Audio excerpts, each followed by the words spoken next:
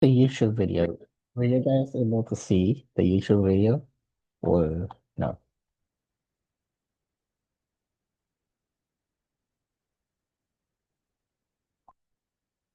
I guess not. Okay. That's all right. So I'll just begin with the lesson, okay? All right. So we have this.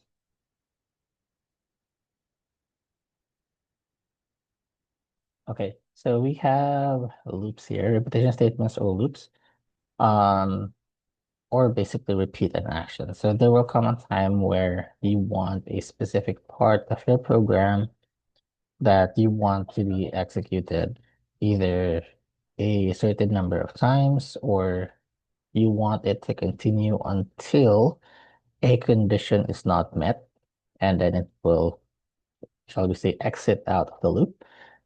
And depending on that condition, you can create some dynamic programs. Um, each repetition of action is known as a pass or iteration. So every time that the code block is repeated, we call that an iteration. Okay. Uh, there are two types of loops. There's a definite iteration and an indefinite iteration. So what I explained earlier is if you want it to end at a certain number of times, that is a definite. If you want it to end until a specific condition is met or is not met, then that is an indefinite because you can't entirely be sure when that condition will be met. So that's why it's called indefinite. Yeah. So why do we need loops basically? Well, for starters, if you don't want to repeat the same code over and over again, that's basically one of the most important parts. You don't want to repeat code blocks over and over again. You can put them into a function, but you have to call the function again multiple times. Whereas if you put them in a loop, it's actually much more effective. If you're asking a question, can I put a function inside of a loop? Yes, and you can also do it vice versa. You can put a loop inside of a function. So, you know, it can be applied either way.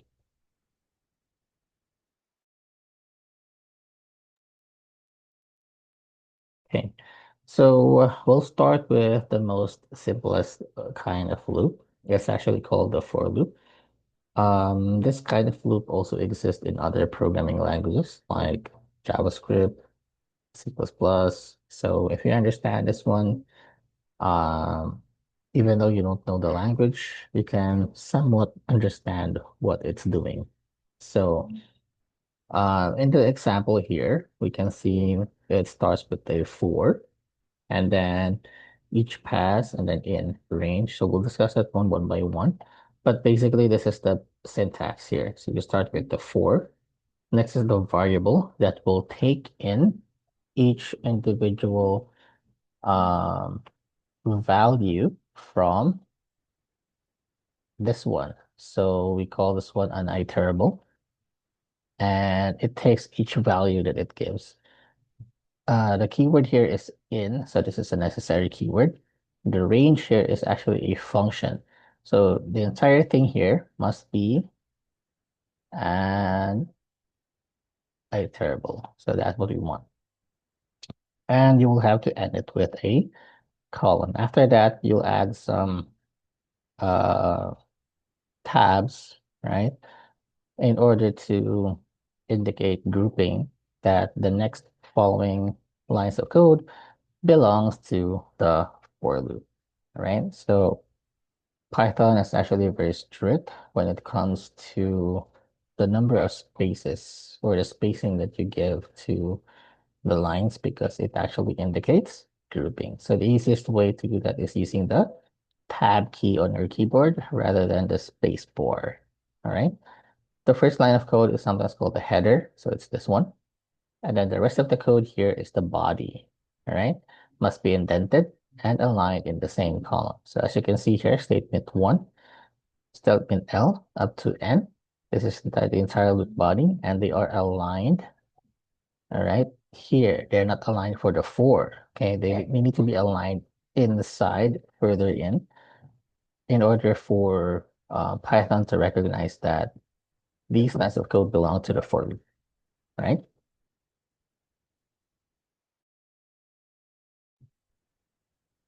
So let's have an example here. Um, this loop will compute an experimentation for a non-negative exponent. So example, we have the use of variables, number equal to 2, exponent equals to 3, and product is equal to 1. All right. And the for loop is for each pass in range exponent. This is the part of our for loop that we want to repeat. This is the body. So we want to say that the product will always change its value depending on what the result of product times number is. Okay. And then it will always print out on each iteration, on each pass, the product, and then it will end with a space. So it's going to show up as one line instead of multiple lines. So the next thing that we see here is 2, 4, and 8 like this. All right. And the final product is, of course, the value of 8. If the exponent were 0, the loop body would not execute, and the value of product would remain as 1. So let's try and do that, shall we? If it is actually correct. Okay. So it had what? It had the number is equals to over 2, and then it had the exponent is equals to 3, and then product is equals to 1. So it's okay to set this one to 1 because if your exponent is what, to the power of 0, the answer is 1, right? So next is the for loop.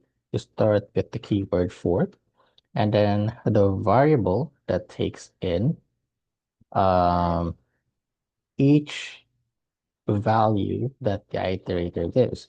So it called it each pass, right? In, and then this is the range function. And then you put in what? Exponent here, column. And then you get the product. You change the value of product to whatever the answer is for product multiplied by a number, right? Because this is how experimentation works. So if you have a number to the power of 3, so that would be 2 times 2 times 2, right? For example, if the number was 2. So basically you can equate it to something like this. So the product will always be multiplied by the same number all over again um, until it will be the same number of times as the exponent, right? If you expand that one in its expanded form, that's how exponents work, if you remember our basic mathematics. Next is on each loop, we want to what? Print the product.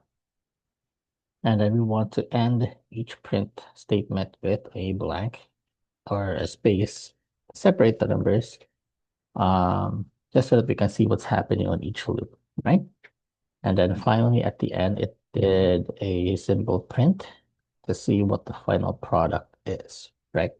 So if we run this code, here we see this one, 2488. So we're gonna see 248 first. This is for this one. And then 8 here is for the final one here. Let's separate them a bit. So this one will be, mm, let's see, final product. Let's put a colon here, and then product. All right. What else? So if we have end, what else do we have? We have the start. I forgot the parameters for a print function. Let's go ahead and do a search. I don't really have this one memorized. And file sep. All right, so there's no starting point. What can we do to sort of separate the output of this one and this one? I think we can do a simple just dash here, like that, and there you go. So we can kind of like separate them so we can see the output. Okay. So the range function, I don't think I have discussed that one yet, right? String, root, yep. The range function is not here.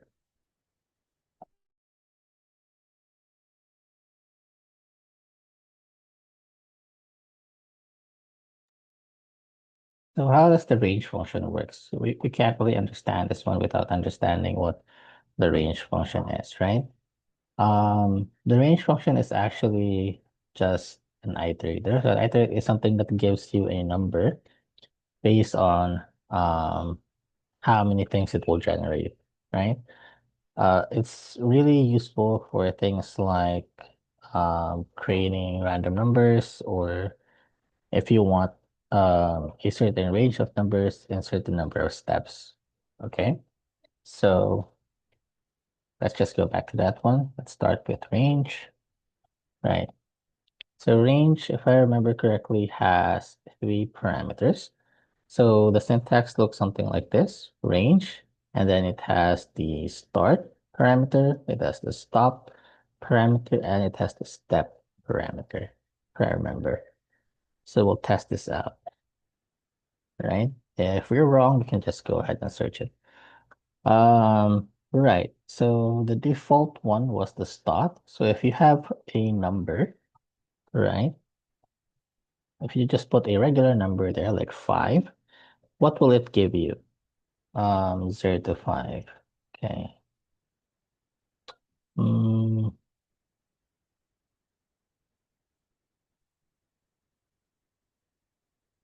oh yeah, you need to call this one each time so that it will give you a number. Um, if we print this one out, let's see. Incomplete. All right, that's still wrong. Let's see. If we use the list, if we convert this one into a list, range of 5, there we go.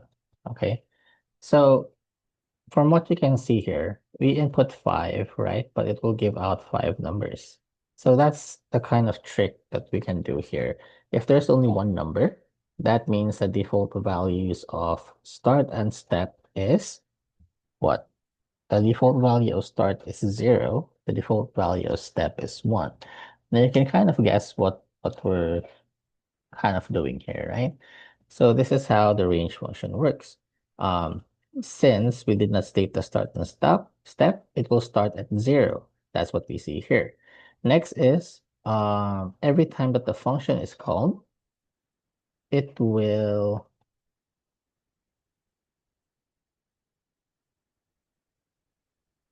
every time that the function is called, it will add 1 to it, and then pass it again to the list. So that's why we see 1, okay, 2, after that plus 1, 3, and then plus another one that's 4. All right. You might be asking why didn't it get to 5? So the way that the range function works is that you indicate the endpoint, but it's not going to include the endpoint. So if your stop is 5, the moment that it becomes 5, right? You can't really like the moment it reaches 5, it can't really go on because that's how this function was made. They wanted to stop at the declared stop point, but not including the value at that stop point. All right. So basically, it was for um this was designed basically to fit zero-based indexing. So what we see here is actually zero-based indexing. If I remember correctly, I taught you a little bit about indexes before. Let's see.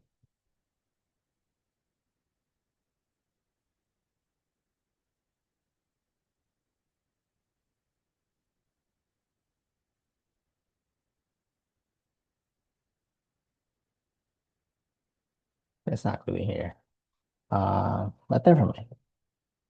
So now we know that how it will work if there's just one number, right? We'll try using two numbers. So this time we'll say list range of start at 5. Then I want it to end at 20, but not including 20. And then it will still step at 1. So each time that the function is called, it will add 1 to it. Okay, so if we were to run this, it's missing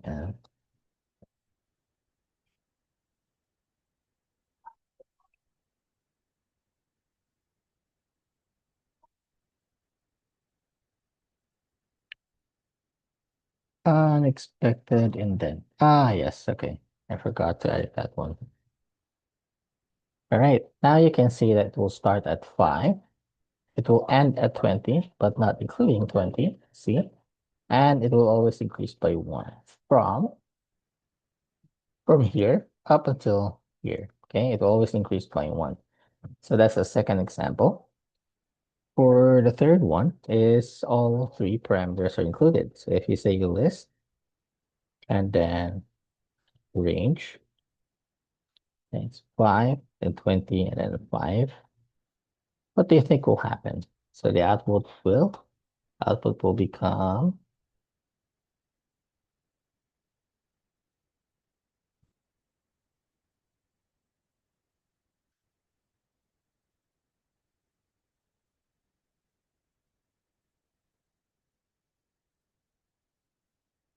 sorry, I forgot I added the hashtag.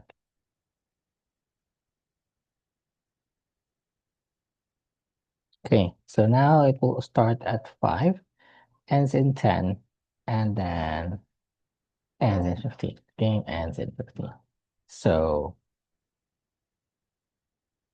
yeah, that's all the things that they can create, basically, with stats of 5, because the next one is 20, and that's exactly 20, so it's not allowed anymore.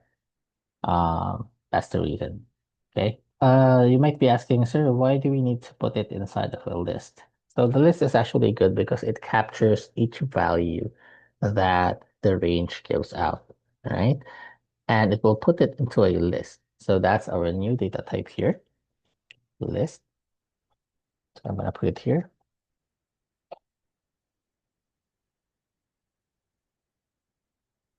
Okay, so now we learn what lists are.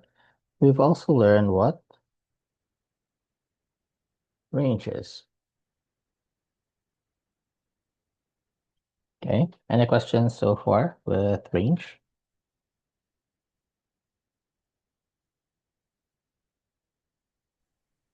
Sir, disabled po yung chat. Hindi All kami right. maka... Okay, let me see.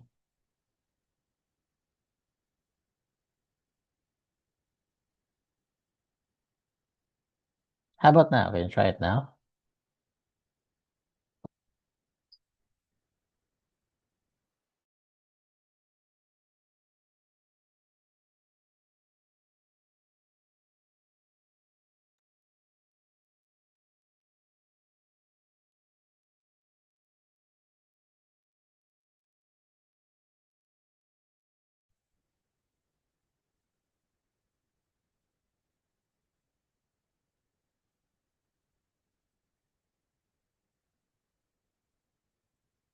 Well, let's go back to our example earlier with the for range. How does this one work, right? We were using list here, but in the for loop, we're not using list anymore, right? Um, so this is what makes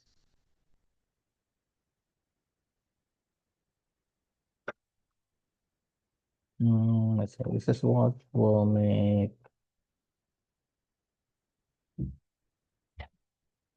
I'm looking for the correct word. Um,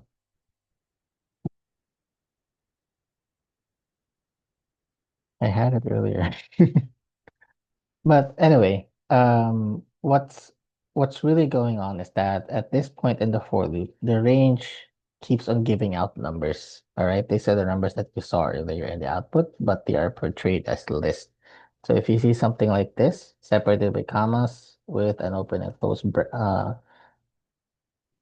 close bracket, that's usually what the list data type is. So print out list data type list here along with the list function.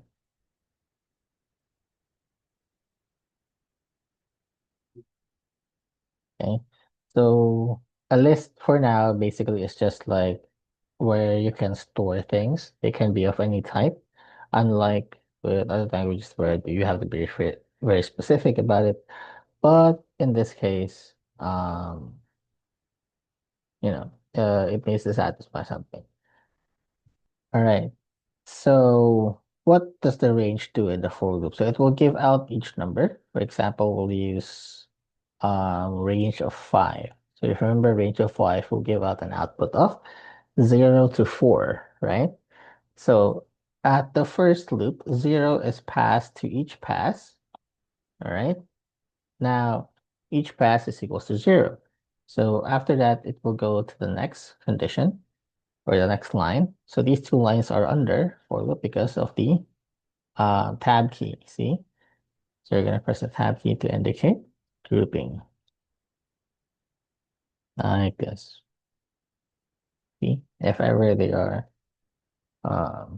P. Next is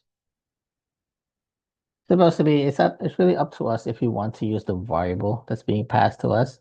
In this case, we don't really need that one because we're using it for the actual value. If you're using those, what they call this one, if you're using those, mm,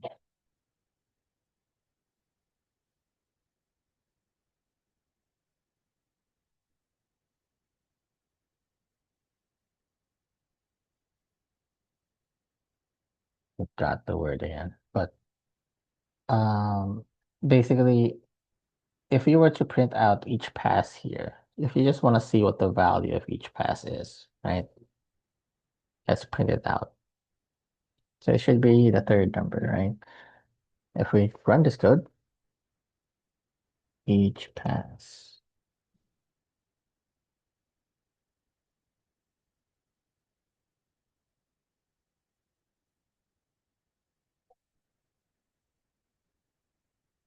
Okay.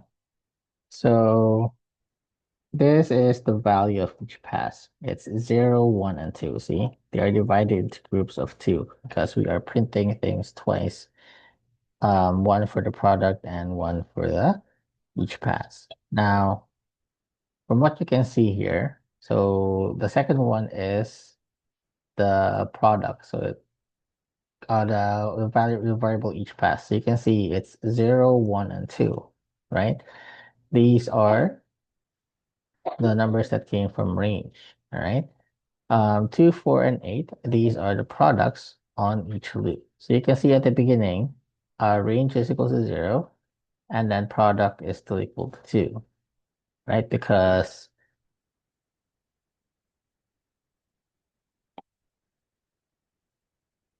actually this is supposed to be equal to 2.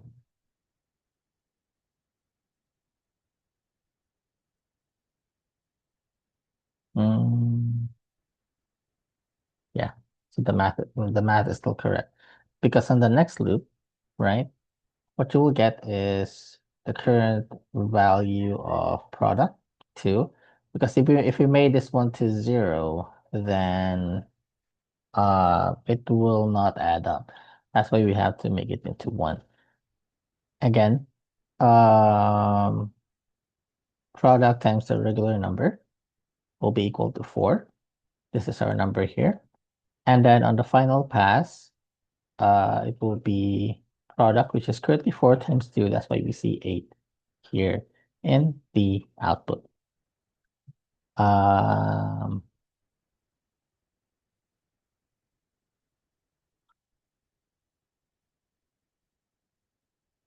Yeah, I think that's it.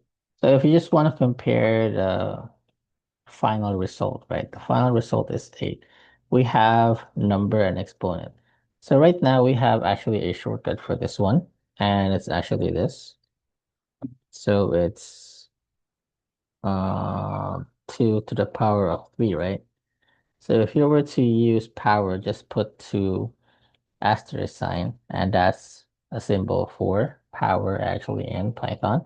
If I were to run this code, you will see that it has the same value. Okay, 8 and 8. All right. Okay. So for now, we only know one iteration. Let's put that here. We only know one thing that can iterate, and that is the range. Later on, you'll know many other things that we can use to iterate over with. In fact, that's the keyword that you will be looking for whenever you are trying to learn a new library or a new tech stack. If if the description indicates that an object is iterable, that's the word that you're looking for. The object is iterable. Automatically, what should come to your mind is a for loop. Yes, that means for loop can actually access it one by one and do something with it. All right. So yes, Sir Anthony, you were writing something. You have a question?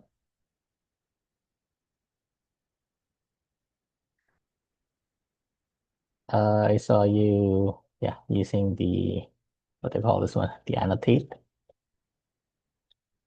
Yes, what's your question? All right. That's okay.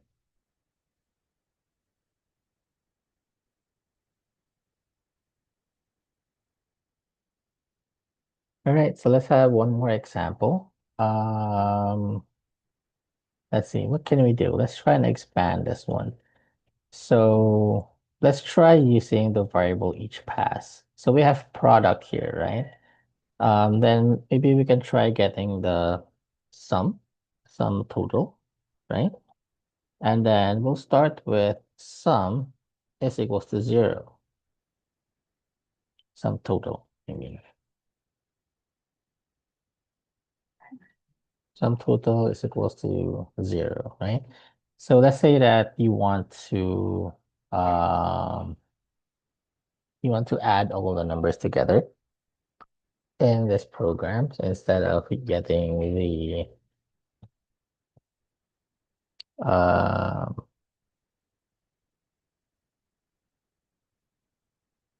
getting an answer with the exponent.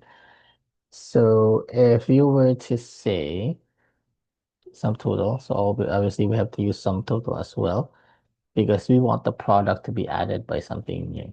All right. And then that something new is something called each pass. Okay. So we're gonna add one to it, and then on the next loop it's gonna add one to it, and then on the next loop it's gonna add one to it. So overall there are what? 3 loops that it will do until it actually exits out.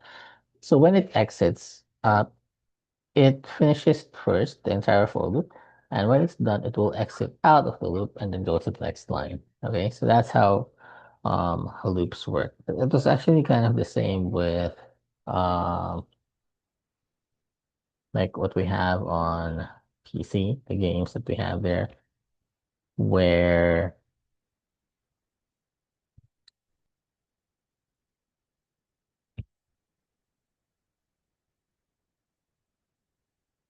got my example, where you have to like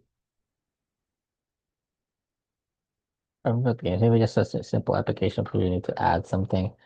Um, so sum totals is currently equal to 0, right? But on the first pass, sum total will be equal to 1 because 0 plus 1 is 1. On the next loop, sum total will now be equal to 1 plus 1. But if we change this one to each pass, right, it will say 1 plus 2 plus 3. because that's the current value of each pass. Actually, it starts at zero, but that really does nothing. If you run this code, all right, you'll see that the final product is the same. So let's see. Hmm. If we change this one to, let's say 10, for example, all right? So the products now should be different for them. If we were to run the code, see, so the final product is equals to 1024. The sum total is equal to, where is it?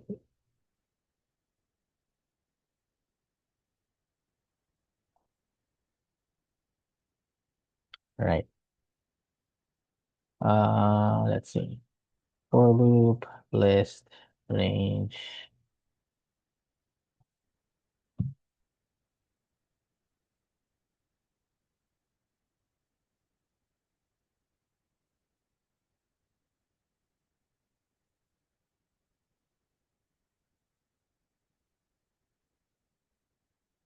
All right.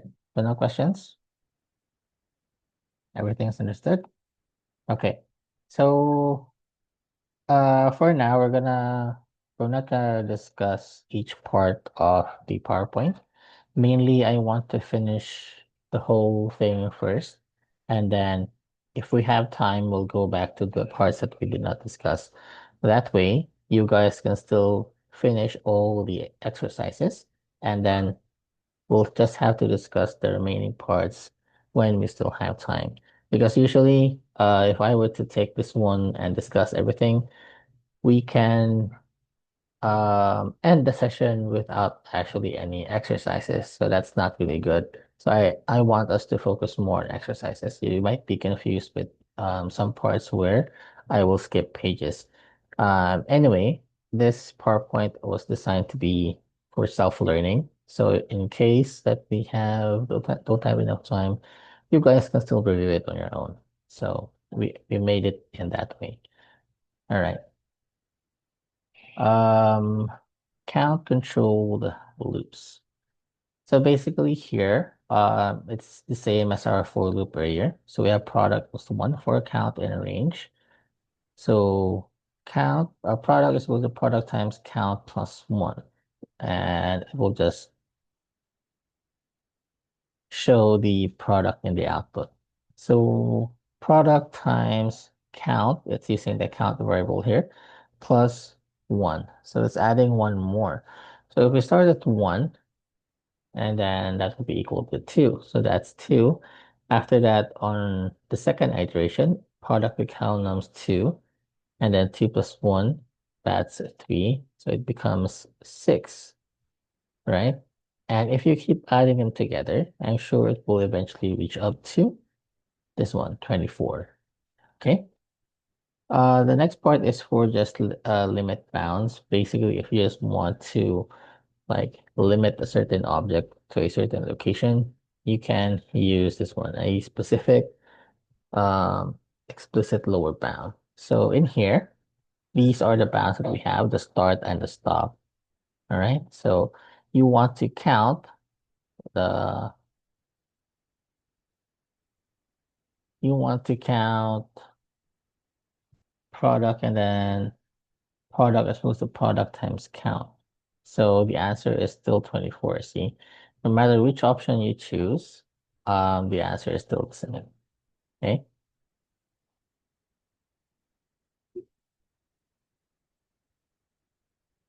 Right. Next is bound delimited summation. So we see here lower is equals to int input.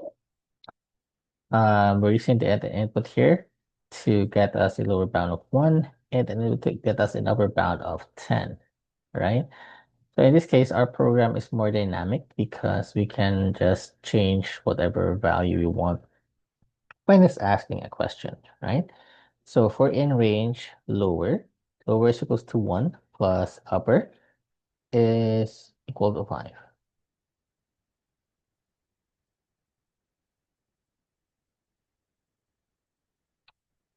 Okay. for a number in range.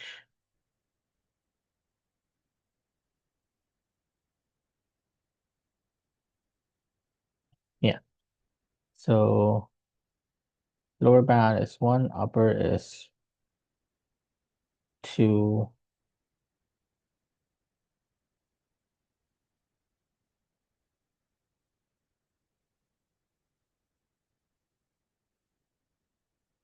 Okay.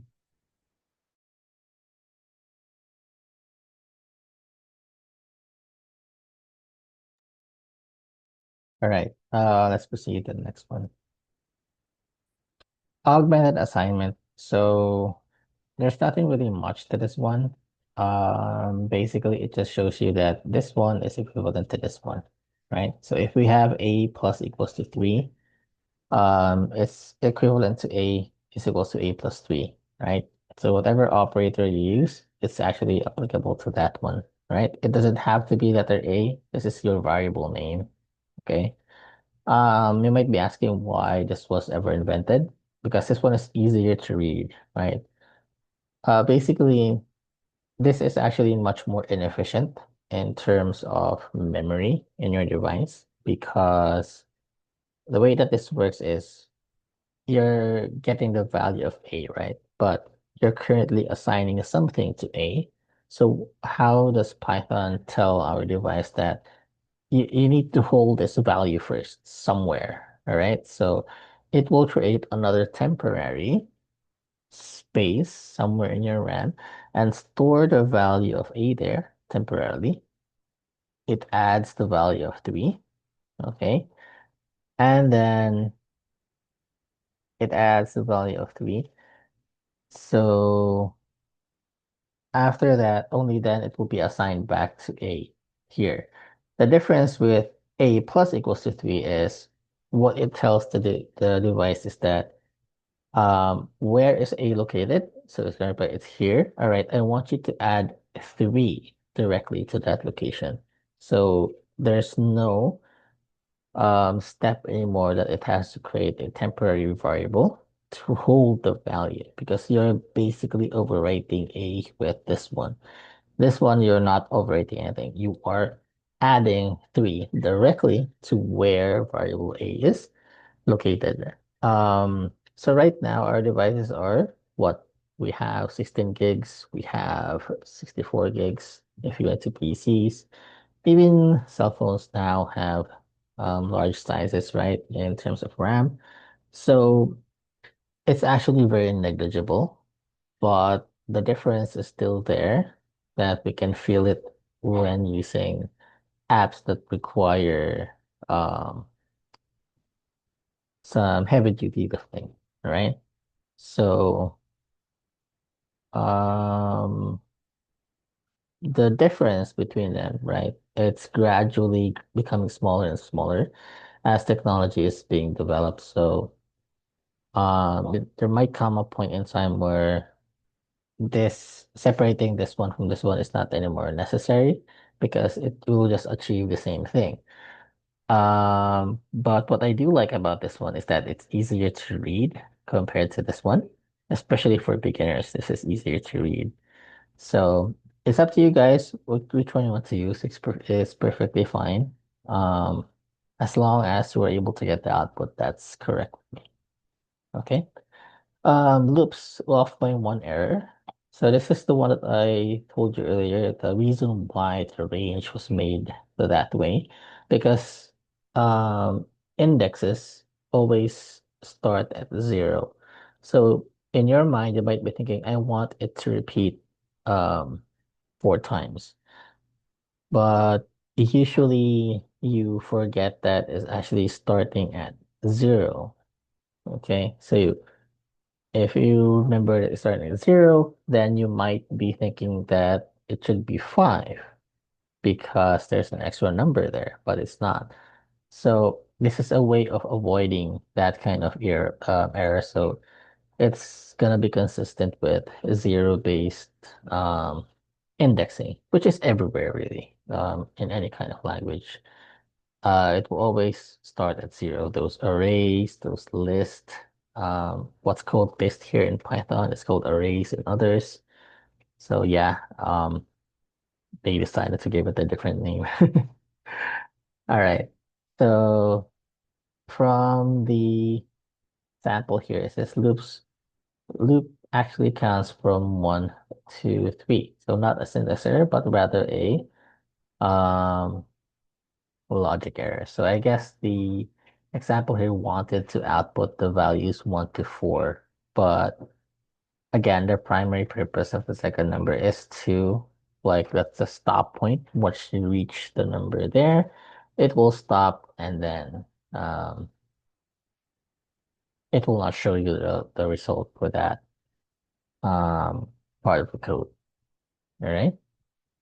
The one that's equal or over to the second parameter here. Okay. Let's see. Oh, so here's the discussion of the range. So returns as a list. Okay, strings are also sequence of characters. So here we go. Here's another word that you have to take note of, sequence of characters. So other than iteration, you need to take note of iteration or sequence of characters. Okay, the earlier that if there's anything to memorize, it's this one. Okay, because odds are in this kind of job, uh, you're gonna be involved with a lot of libraries. So there'll be so many functions, there are so many data types that you have to get used to, so many methods and properties that it's not anymore advisable to actually memorize. If you can memorize them, that's good. So just based on muscle memory, in my case, that's not really um, like what I can do automatically. So what I did was I tried to understand what's happening, and that became easier for me to adjust to different libraries, even if the discipline is different. So if I were to go into web dev, that's fine. If I were to go into game dev, that's fine as well. Um, you can adapt easily once you understand like the lingo and um, just in general the way how programs work.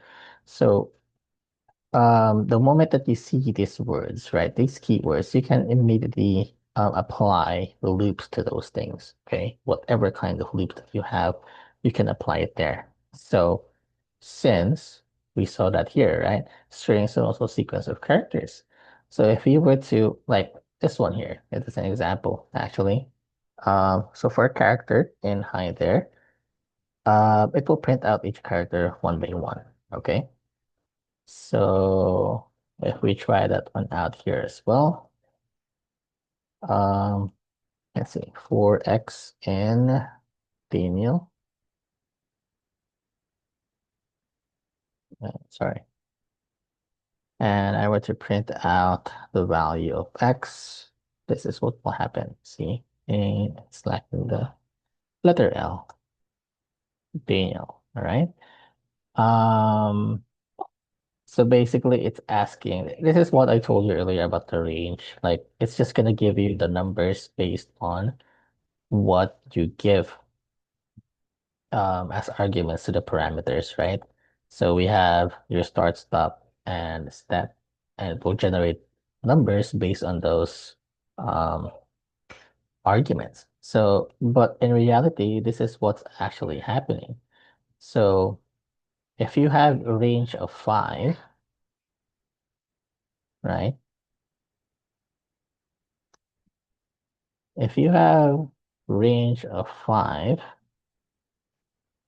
you're basically just saying that this is equivalent to if this was a list, which we haven't really discussed yet. That's fine.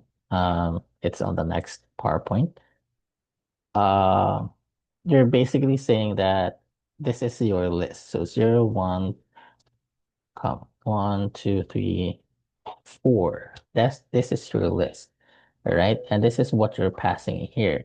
So if you were to do the same thing, okay, for x in this one, and we'll copy this one just to let you guys see. that the result is actually the same. Okay. And then do the same thing for range.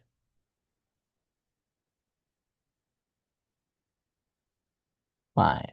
Okay. Let's have some sort of separator here.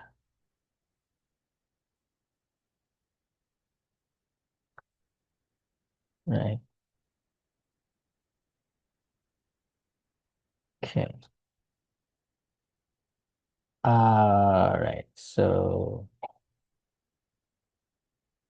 okay. So this is a string of 0, 1, 2, 3, 4. This is a list of 0, 1, 2, 3, 4. This is a range function. Okay.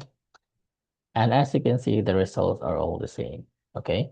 So that means this is an iterable. This is an iterable. This is an iterable as well. But it's in a function format. Okay. Um, the specific name of this type of function is called a generator. All right. Um, and then it keeps on generating numbers as you keep on calling it. And that's exactly what's happening here in this for loop, because the moment that you go back to the top, Python will see this function. And hey, I see this function again. It will generate the next number in its sequence. All right. But generally, it's the same as this one. Okay. It's just faster to write it this way, because right now you might be thinking, what's the point of using range if you can write it like this? All right. But what if you need actually like a lot of numbers? What if you need something like I want the numbers from 10 up until 500 in steps of 2? What if you have that kind of condition, right? If you were to write that out manually like this, that would be very prone to error, right? So what they did is they made this kind of function to make it easier for us, right? What else? So range is also again used for mostly for counting. Like I want it to repeat five. I want a certain block of code to repeat 5 times.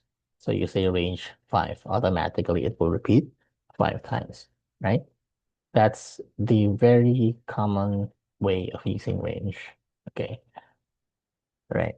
I just want to share that one. Um, let's see. What else can we do here? Mm, this range, yep, yep. We're done with this. Count. Yeah, we did a sum also as well earlier. So there's actually a slide for that one. For count and range. And yeah, you can also do a negative if you want to produce an output that's going down, descending instead of going up. So that's actually possible. I don't really see a lot of applications for that one, but they made it in a way that you can do it like this. All right. The function is flexible enough to understand what you're trying to do. Okay, so that's it. Let's see. Okay, again for list, if you see open and close brackets, the entire thing is a list. All right. So basically, if you say a list is just a collection of things, most likely they will be of the same data type. Like if it's number, it's whole numbers, but you can actually combine different data types if you want. All right. So more on that soon. So right now it's just more like an introduction, just so that you guys can relate what the range function is actually trying to produce um, this early on. So let's see, range, list, iteration, yes. Hmm.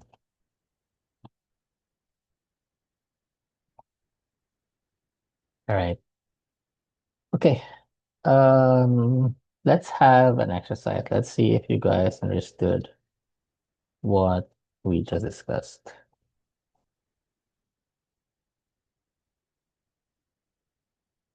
Okay. So this is a rather easy one. Again, these exercises are more like for you guys to, practice what you've learned. We're not really at the part yet where it's used in the data science part. That comes in day 4. Yeah. Okay, so this is your exercise. Hmm.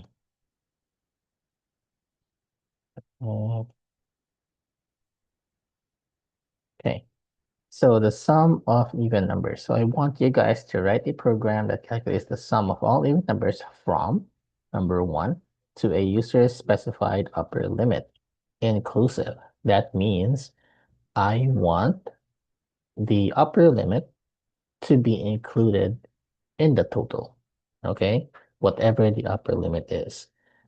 So as long, of course, that it's also an even number. If it's an odd, then it will not be included. So that's what I meant by inclusive here. So if you say the upper limit is 10, then you should include that in the total. If it's the upper limit is 11, then don't include it because it's an odd number. All right. So there are a lot of ways that you can solve this one.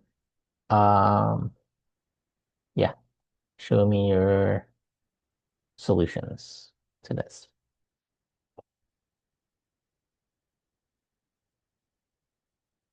So I guess maybe 10 minutes is enough. I'll give you guys 10 minutes to answer this one. You can use whatever you want, whether it's Jupyter Notebook or the one from the online version. It's okay as long as your program works.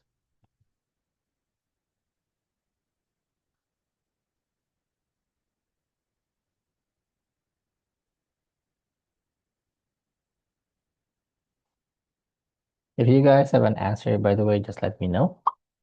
Um, you don't need to consume the entire 10 minutes.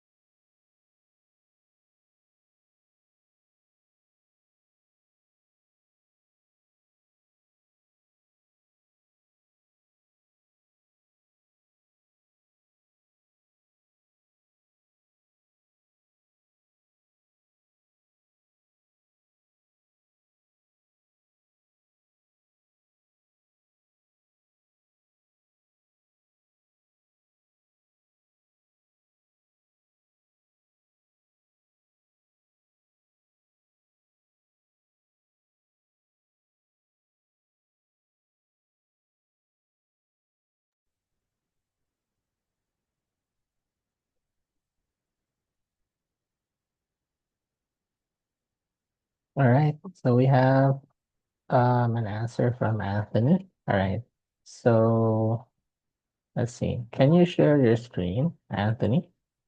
Open this and then explain to your classmates what you did. I can't really copy and paste the answer. So Are you able to share?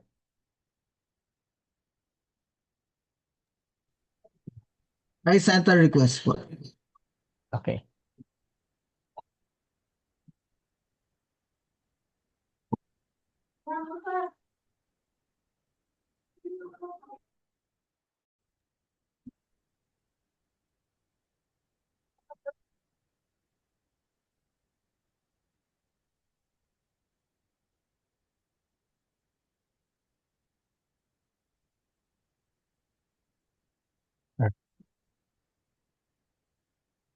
Nakikita po ba?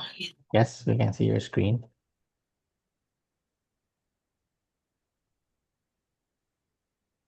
Yeah, so I started with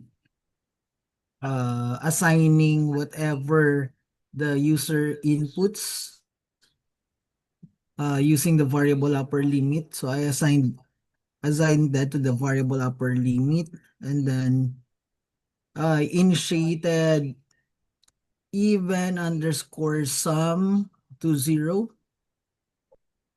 and then I use the for loop. So for num in range 1, and then upper limit plus 1. So because it will not include whatever we input sa upper limit. That's why I included plus 1. I added plus 1 dun sa range. And Yeah. then I made use of if, and then num, and then percentage 2. So that means remainder lang yun kukunin. So if the remainder is equal to 0, it will compute even sum is equal to number plus even sum.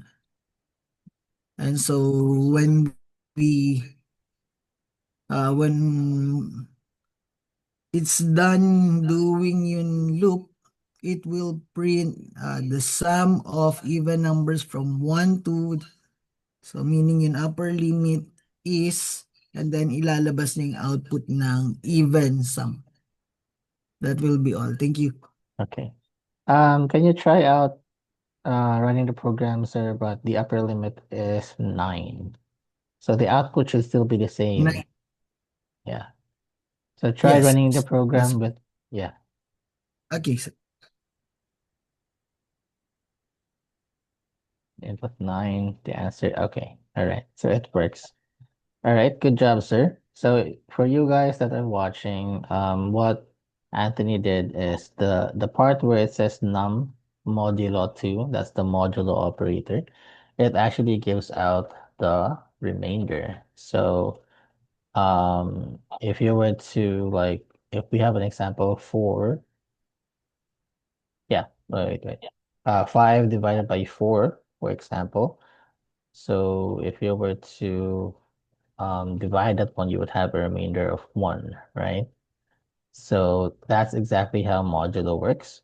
So you see the remainder 1, right? So automatically it's an odd, but if you say 4, oh no, if you say 6 divided by 4, so you say 1, then 4, then you have 2. No, wait. I guess it's wrong. I think I'm doing it wrong. Let's see. Let's compute it manually. So if I add 4, right, and then I want to check if it's even, right, 2. So 4 divided by 2 is equals to what? Uh, 2.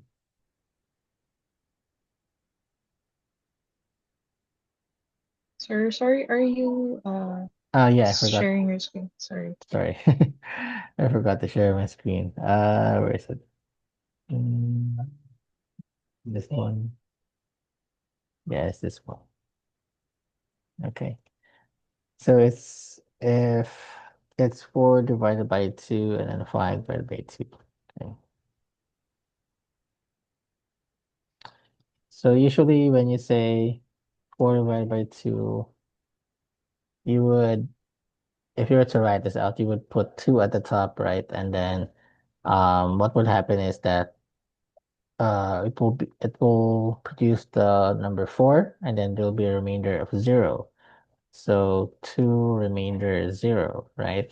But if you were to say 5 divided by 2, that would be, you would put 2 at the top, and then 2 times 2 is 4, right? So 4 or 5 minus 4 is 1. So what you would get is 2, the remainder 1. And this pattern actually repeats over and over again for anything that is divided by 2. So 6 divided by 2, what? You put 3, right? 3 is equals to 6. 3 times 2 is 6. So what you get is 3, remainder 0 again. So 0 and 1, 0 and 1 will keep on repeating. So that's a good hack if you want to like get the even and odd numbers, but that's not all what the modulo operator is actually good for. So it's actually good for counting things. Like you want to count if something has reached a certain amount of times, like um, 5, for example. So the moment that it reaches the same, um, it reaches the same number, right? It will become a remainder of 0. So that's one way of checking if it has repeated that number that many times already. So yeah. Um, Another solution would have been like you can sort of use the for loop and then the range on this. So if you were to say 4x in range, right? You start at 1.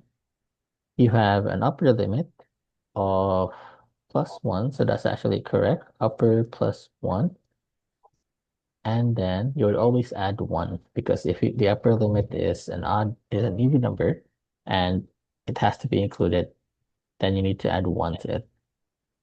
And then you can just start skipping on 2, right? So if this is 2,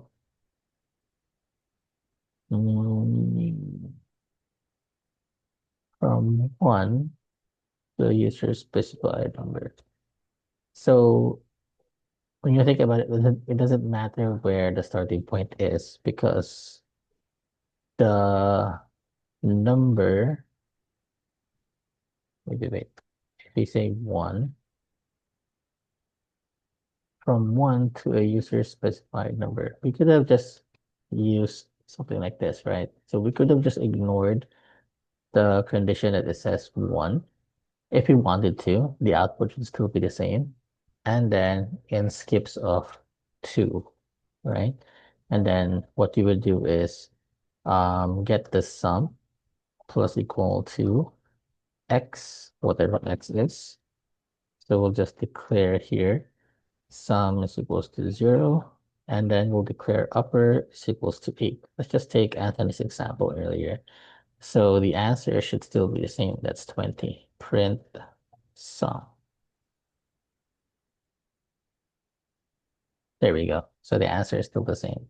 You could have, as a solution, right? You could have go beyond what was asked, like starts from 1, but it doesn't really make sense, right? If you start from 1, so the answer would still have been the same if you started at 0 and then do the same thing in skips of 2. So it's a simpler logic, and then it has the same result. So yeah, that's this. This can also be your solution if you wanted to. But anyway, good work, Anthony. All right, exercise number 2.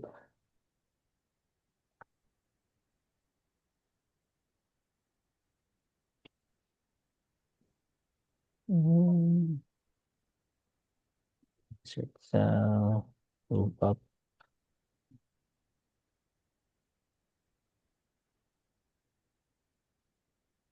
Okay.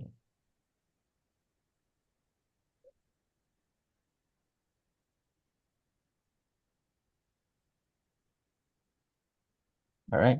So create a program that prints a pyramid pattern of asterisk with a user-defined height. This is actually a bit difficult. Um, let's see. What kind of pattern would we choose? So pyramid, if I remember correctly, the output of this one would be a pyramid, a triangle. So if you have like a height of 4, so there are 4 rows. So it would look something like this. Um, asterisk, asterisk, asterisk, and then asterisk, asterisk, asterisk, and then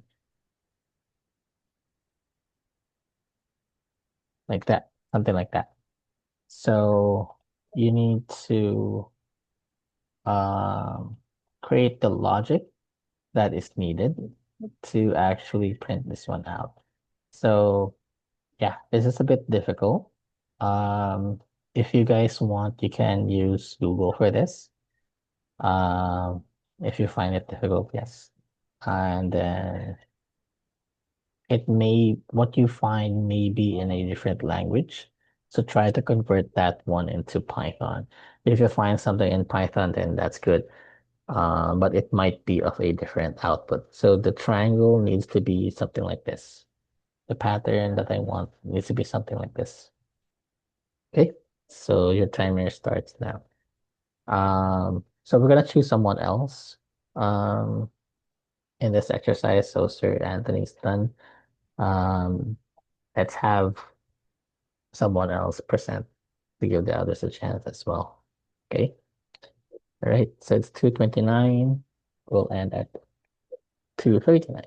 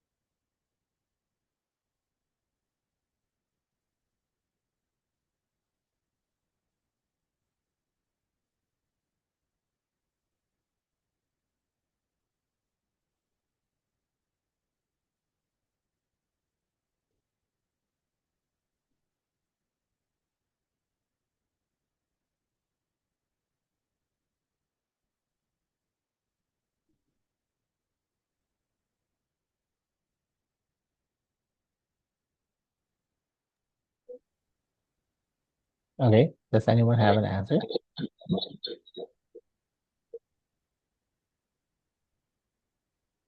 So there's still 3 minutes left.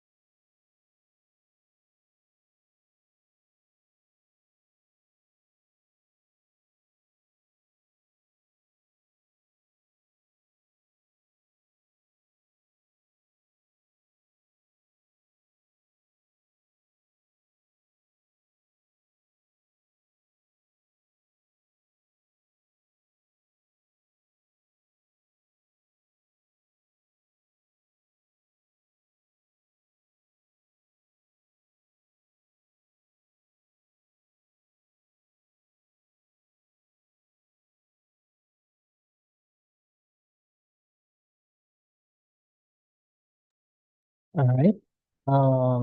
I guess it's time's up. Okay. Does anyone have an answer?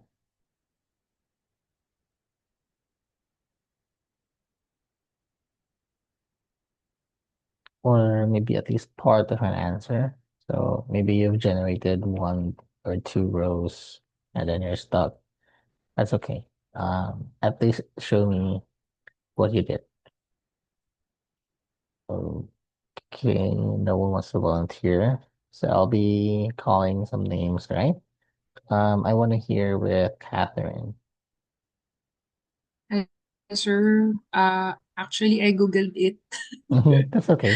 but I tried to understand it. So I'll just share my screen. All right. Okay, so this is it. So as per Google, number of rows in the pyramid is 4, and then hashtag loop through each row for I in range. So 1 rows plus 1. So Mhm, print spaces for alignment. So print there's a yeah for the asterisk rows minus I mhm, think it's the range, and then end, then this one, and then for the second is the print asterisk print, and then there's an asterisk here, yeah, 2, and then asterisk I minus 1, then that one. all right. So let's see. If you must have studied the solution, right? So if I were to ask you, why do we need to print the blanks? The blanks here, sir, is this Yes. one. So, so that it will stop or it will not print asterisk. Mm, So actually, the reason for that is there's actually two patterns that you see. One is Mhm. the triangle, the asterisk, and the other one are the spaces before the asterisk. Ayun. So those are the two patterns that you need to consider in order to create the um, triangle pattern because you're gonna have to tell Python manually how many spaces before you write the first asterisk and then how Mm. many asterisks afterwards. So as you Mm. can see, it says rows, right, for each row. Mm. So it's trying to print out each part of the pyramid row by row. So at the first row, it needed how many spaces and then how many asterisks. And the second row, it says how many spaces again and then three asterisks based on the value of I at that point, and then Mm-mm. so on and so forth until Mm. you don't need space anymore. So that's actually the logic that it's going for. Okay. All right. So it's okay. It's okay to Google stuff. I just want you guys to like understand first the code. Don't use it directly.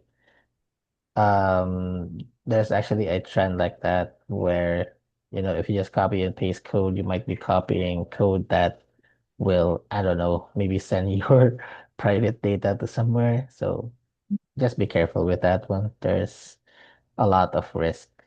So yeah, good job on it, Catherine. Research is also a skill, guys. Mm. So there's no need to, you know, um, feel bad about searching for an answer because I also do that sometimes. All right. So, okay, the answer was actually correct. Good work. Let's go now to, I think that's it for exercise. We can have an additional exercise later, but you know, we'll see what time we have left. All right, so we're gonna continue discussing, and then we'll stop at around 3, have a break, have some much needed coffee, and then continue. All right. So I'm gonna share my screen again. Okay. But does anyone have a question, by the way, with that answer from the others? Was it clear, or do you need clarifications? All right, so I'll take that as a no. Let's see. Formatting text for output. Generally, we won't be using this one because, we're in data science. We're going to be using charts and graphs. Most likely tables, of course. We're not going to be using the generic output that we have here. So this is for this part of the PowerPoint, this is mostly for outputs that are generic, like this one. The one that you regularly see in our exercises here. What is wrong with my why does it keep doing that? Uh, okay, there. So yeah, for now, we'll just skip this part because really it's not really that important. It's just formatting text. Again, we're gonna be using tables and charts. We can go back to this one later on to discuss it if you guys want, just for reference. But again, you won't be using this one a lot. Okay, but it's here if you want to review it. All right. Let's proceed to if and else if statements. If else statements. So this one is actually based on a condition. So this is the one that allows computer to make choices. All right. So the first thing that we need to understand are what are Boolean data types. So we have a new data type here. Let's add it here. Boolean data type.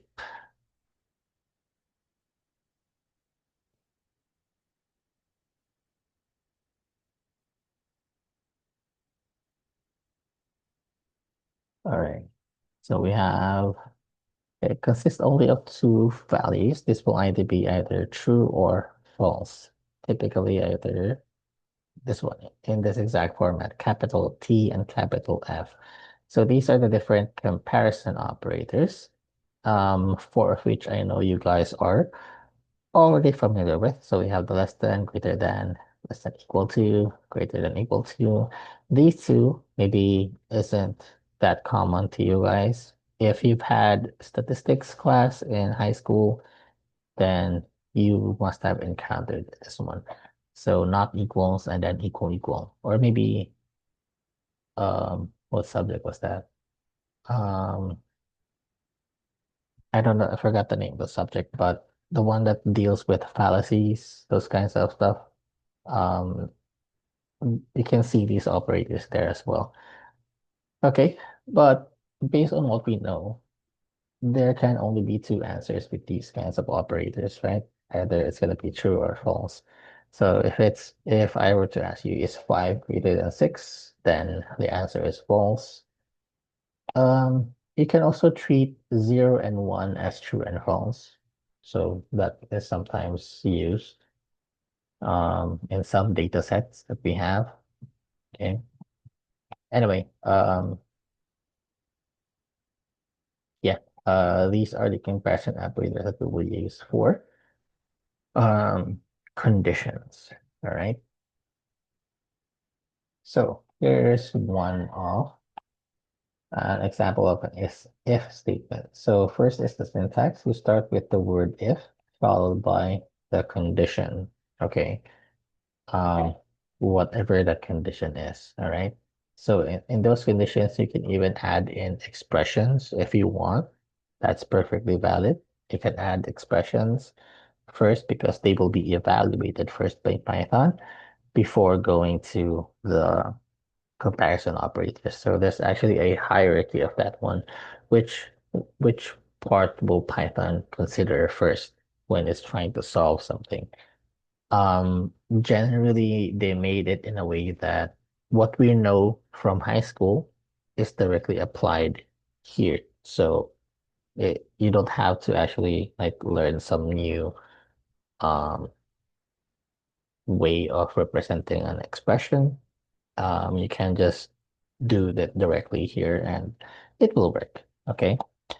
It will end with a colon. Afterwards is the sequence of statements or the block of code that will run if the condition is true. Okay. Else here will run if the condition is false. Okay. True, false, true, false. It's that easy. Um, you have to take note that you'll have to add an indentation, okay, if you want to um, tell Python that a certain block of code belongs to an if else, all right? The same with the for loop that we did.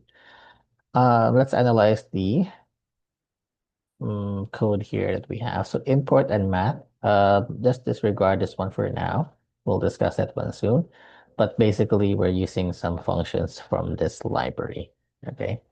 So we have a variable called area is equals to float. We're going to enter the area. If area is greater than 0, we'll try to get the radius. So radius is equals to math, that's square root. Um, from here, it's using the function called square root because it's not readily available in Python. It needs to come from somewhere else. So math at square root, and that's easily area divided by math.pi. So we don't really know like how many decimal points is this one unless you print it out. But basically you'll get the radius in this manner. Okay. If the area is greater than 0, it will print this out. Else it will print area must be a positive number. Let's think of a different example. How about age restrictions, for example, like age is equals to input int input. Let's say enter your age. I can't type properly. Enter your age. I'll zoom in a little bit. Okay, like that. And then in the if statement, we'll say if um, age is greater than 18. Okay, what will you do? Let's say you can tell them that they can now enter what, the ride, like in theme parks. Okay, let's imagine that we are in a theme park. Okay, else, this is wrong. Well, I don't know why it's automatically going there, but it should not. Okay, else, what will it do? Um, what will it say? What do you want it to say? Um, maybe but let's imagine that we're buying a ticket for a certain ride, right? And then if you enter 18, then you can enter the ride. If you're not greater than 18, then please grow up, maybe. All right, something like that. And let's see. Let's have a print statement here to indicate that we are outside of the loop. Okay, or no, wait, outside of the if else.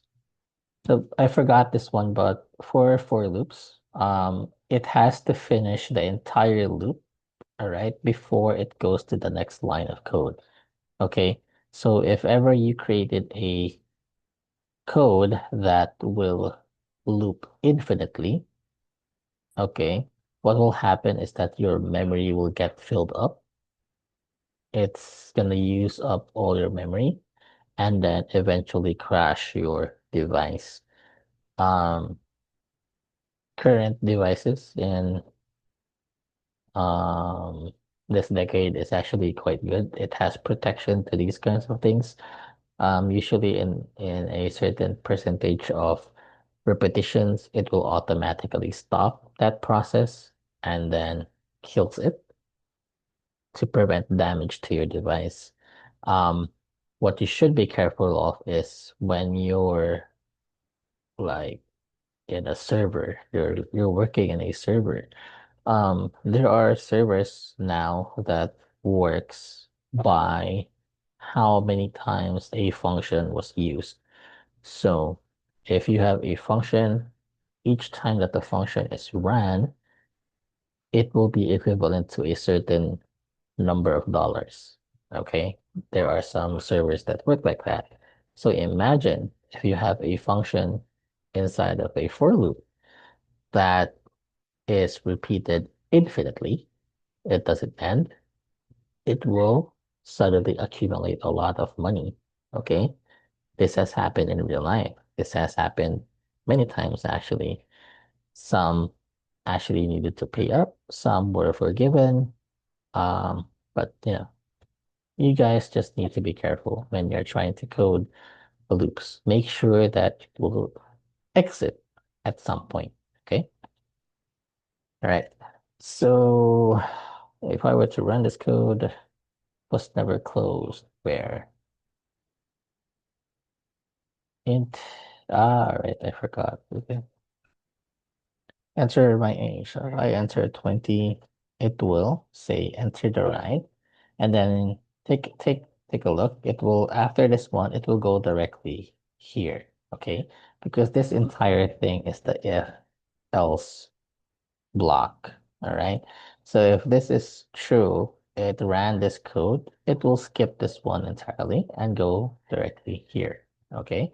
If we do this one again and then give it a false value, 15, then it will say, please grow up. So it skips this one, goes directly here, and then after that goes back here. Okay, that's what an if function is. All right, you can even um, ask this one, or you can put an if inside a for loop, or vice versa. Okay, you can also put functions inside of ifs. All right. Those things can be interchanged flexibly.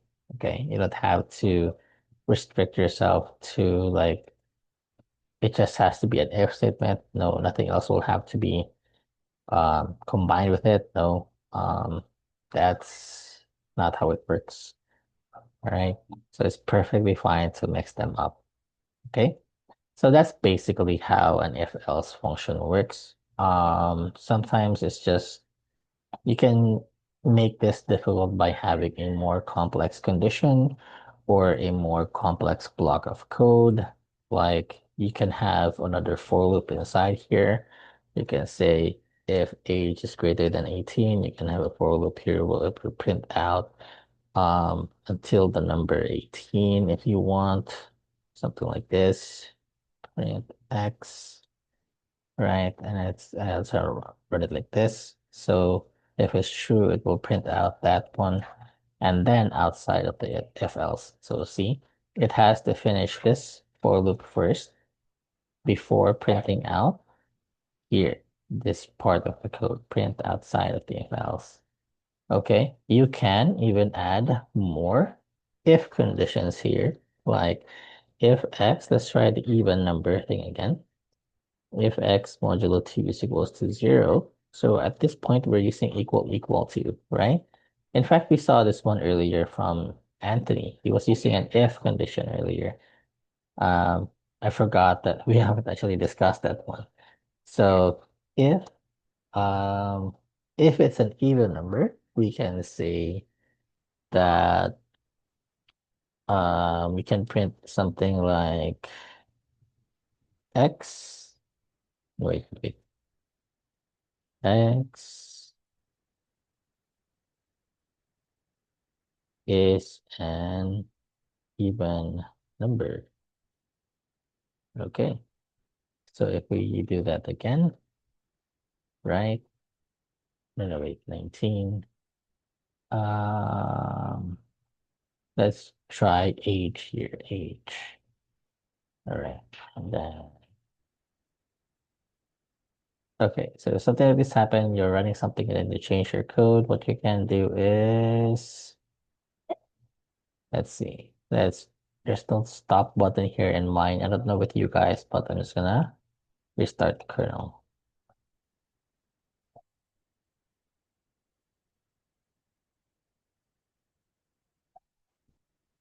Hmm, it's not stopping. Why? Never mind. Okay, so if I were to input 25, all right, so it will still enter here because it's greater than 18. It will repeat the for loop, and then it keeps on asking the question if the current number is an even number. So it's gonna say 0346 up until 24. It will keep on saying this line, right? So as you can see, each time that I go a level deeper, so this is one level deep, this is another level deep, this is another level deep. Okay, that's one tab for each one. All right. So yeah, this is the part where the tab key is very efficient because it gives us a better readability compared to you're actually using like spaces. Okay, so um, I think that will tire out very quickly if you use the space bar. All right, so that's it for if statements. So this is just a flow chart, just in case you don't want to get lost. You will usually see this one in team meetings. Um, like if you have a very big app or something that you need to follow, this is what you usually take a look at to remember what you need to do, not to get lost, what you need to have as an output, those kinds of things, right? Simplest form, yeah, one way. If else, okay. Yeah, so you can have just an if without an else, that's fine. It's considered correct. As you can see, the false will just go directly to the next one. Okay. Um, what else? Two-way selection statement. Let's see.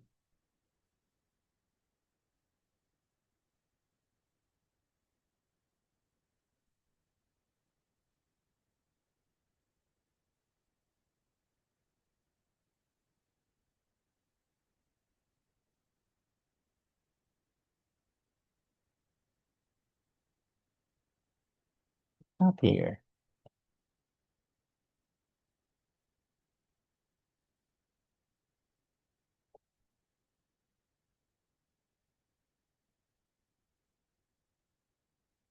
Actually. Okay, here it is. So if you're looking for a way to represent multiple if statements, like this, the example that it has here is for certain grades. You have grades above 89, 79 to 90, 69 to 80, and 70 below 70, right? Um,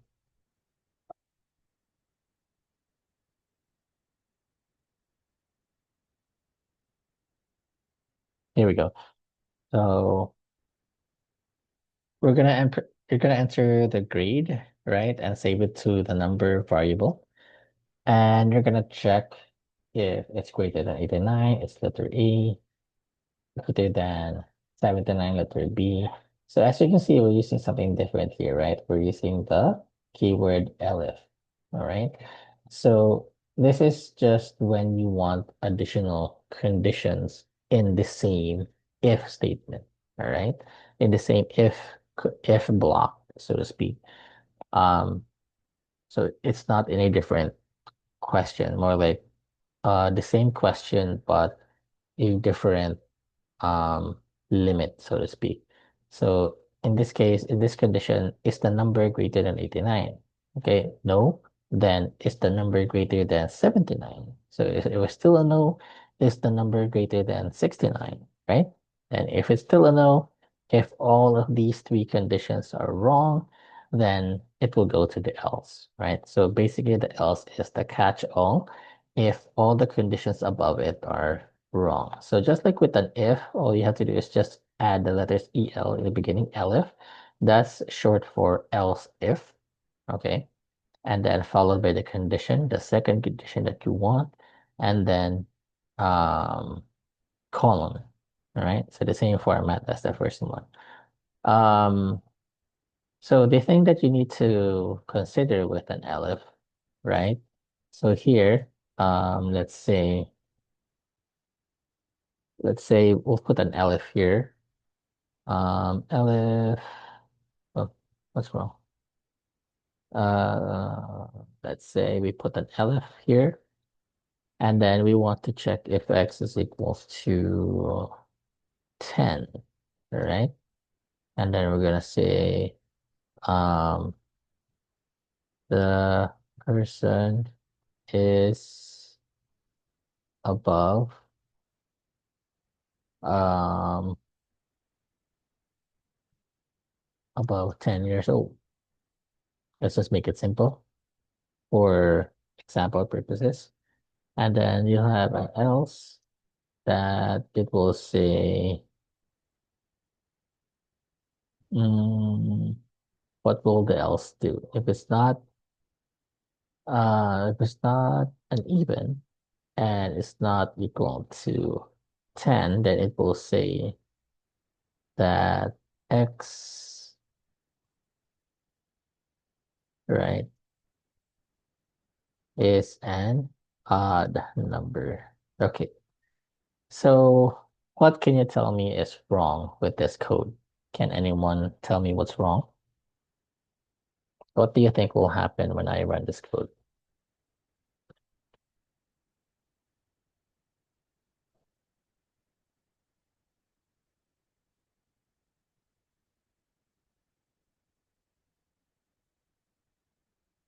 All right, I'm gonna call someone, okay? Let's see. I want to hear from Paula. All right, Paula, can you tell me what's wrong with my program? Am I using the elif correctly? Mm, I think, sir, since you already typed the elif code, yung else sa baba na is an odd number, I Mm. um, figuring out. Hmm.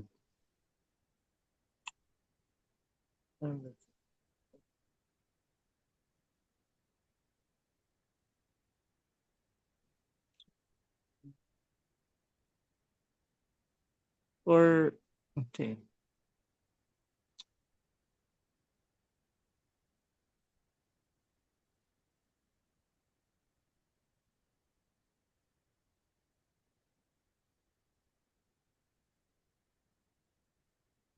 I think if the resulting number is not 10, uh, even if it's I think number 3 or I no, no number even if even if it's odd number, it will even if it's even number, it will still say an odd number, I think. Mm, No, because it will execute this one if it sees it as an even number, right? Mm. Yes. So if it's not equal to that one, what will it do? It will go directly to check this one, right? And if it's not equal to 10, then it will print an odd number. So if we run this code, let's see. Uh, okay, let's see. What did I input earlier? 25, right? Okay. So what Mm. can you tell me with the output, sir? How about now? Maybe it's a little bit obvious now.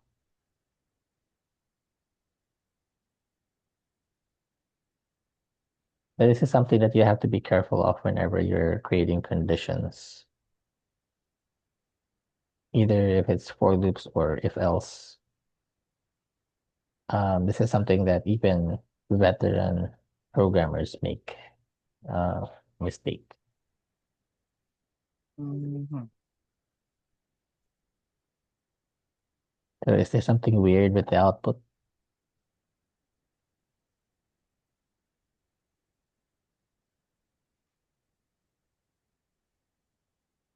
So looks like Paolo is having a hard time. Can anyone help? Let's try Neil. How about you, Neil? Do you see something? Actually, no. First is about 10 years old, right? Sir, dapat po ba add yung elif x? Dapat add number? Or, No, you can see that it's working perfectly, right? So even, odd, even, odd, even, odd.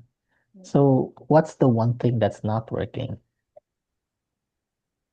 the person is above 10 years old? Yes, correct. So why do you think that is not being shown in the output? Mali yung elif na equals.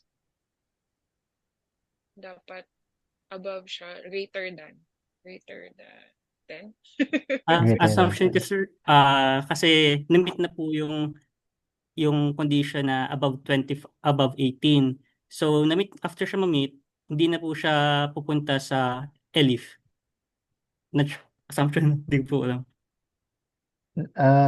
No, it will go here because you entered 25, right? It will go here. This is a different if block than this one.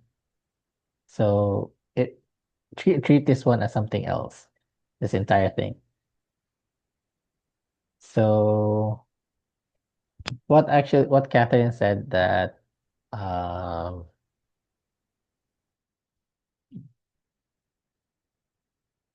what Catherine said was for the LF, right? Can you continue on that part, Catherine? Yes, sir. For the elif, the person is above 10 years old. It should reflect doon sa 10 years old and above. Mm-hmm. So what do you think is wrong with the code? The What code should have parang formula na above 10, above 10? greater than 10. Parang Okay. ganun. All right. So if I were to say this is greater than 10, okay, and then same number, 25.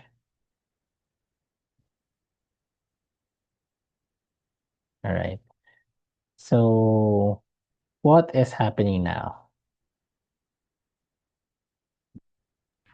It's showing na po if the x is above. Yan. Yes, but Lumalabas na yung ano, it's not anymore what? It's odd not or anymore even. showing the odd, right? Mm-mm. Yes. So if we use the greater than here, it's still wrong. So basically, this entire thing was a thought experiment where we're trying to check the condition, right? You're trying to satisfy two things, but the other conditions are actually going against it. So this is the problem with the one that I made here, because at the first place, you're trying to check if something is even, and then you wanted to check again afterwards if it's equal to 10, right? So this will never be executed because if this is true, this will be executed, right? It will just disregard the other parts. That's why we did not see this one earlier. when we printed it out. See, when it's equal to 10, we should have seen this one, but it's not, right? It's not appearing. If we do the same suggestion with Catherine, greater than, right? And then run the code,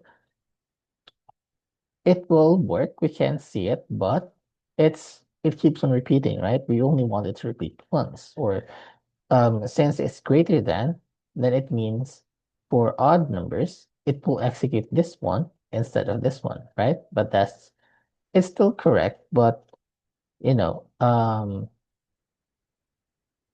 we're losing the point of having an else here because it's not being executed anymore.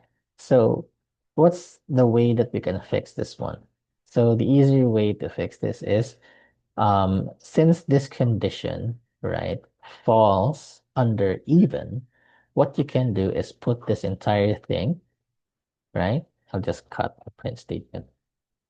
I'll just cut this one. All right. What you can do is to put this one inside here in an if condition. You put another if inside, right? If x is equal to 10. So you have another check within a check, right?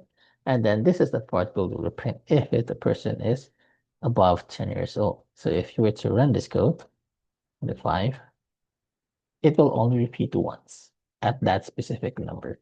So this kind of mistake is, how should I say this? Um, it's very hard to detect because it's kind of like a logic error, and then the condition that you will need to use needs to be correct. So you have to remember what are you checking? Are the other conditions going against something that you want? Um, at this point, it's even easier to see this because the output is in this kind of format. But imagine if you're actually doing actual data. All you see are numbers. It's kind of hard to track which one is correct or not. So you have to be careful at this part. This is where those things that you saw earlier, these kinds of things, are very useful because it helps guide you if your like if your output is actually correct. Another thing that you can do in the future, right, is to actually what? Prepare. I'll put that here. Okay, so we have Boolean data types. You can prepare test cases. We say test cases because you already know the output that you want based on certain inputs. All you have to do is check each one, and if they are all correct, that means that there's a high chance that your code is also correct, that your logic is also correct. So what I did earlier was actually wrong. I put it in an elif where I should have put that condition in another if check inside of this one because it's already under this condition. It already falls under this condition. So yeah, I just want to share that one since we're in this at this point. But yeah, an elif is actually just more condition checks, right? What other examples can I think of? Let's say you're at the airport, right? And then they have a lot of things to check. Do you have an ID? No. Do you have a ticket? No. Do you have a reference number of your ticket? And then you say yes. So now you can get into the plane. It's the same thing. Okay. You have additional conditions that is needed.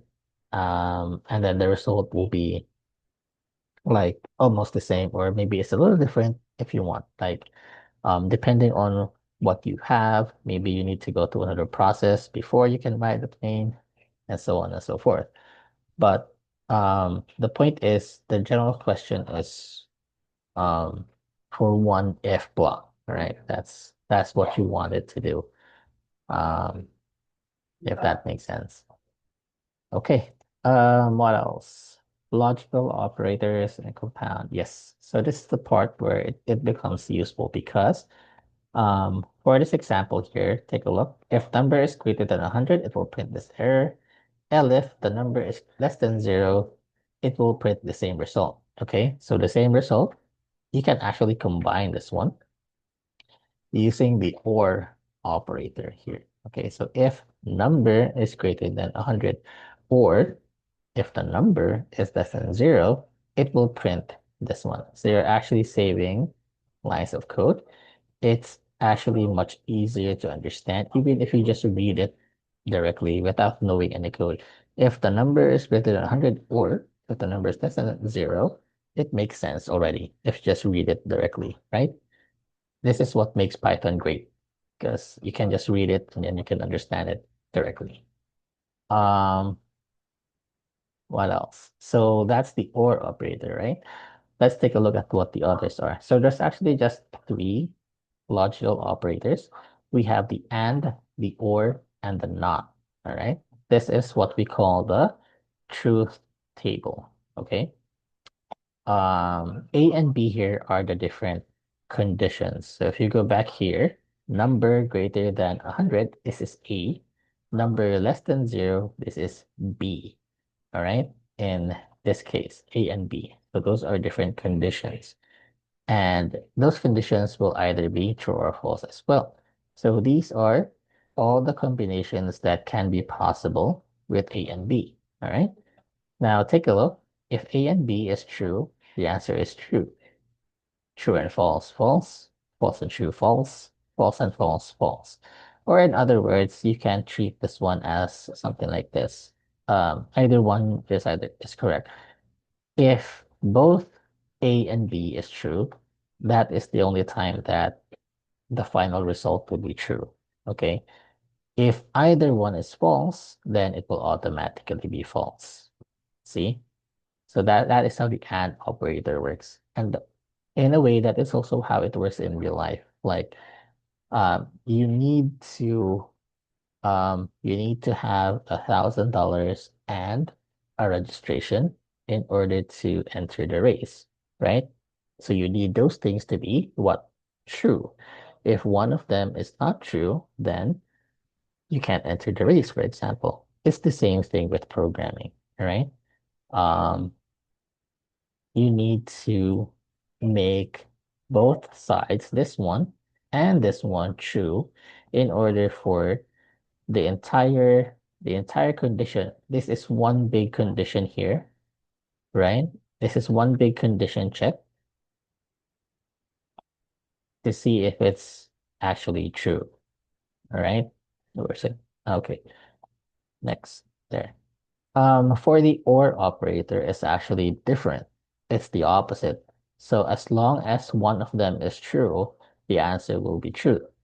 The only time that it will become false if the two conditions are false. See? The not operator is very simple. It's just the opposite. So true becomes false, false becomes true. All right. So this is the part where you can combine different conditions and then make complex if statements, right? Like you can actually combine if you were to write it out, like if you were to say if and then A and B, right? However, B is a result of something else, where B, right, is what? B or C.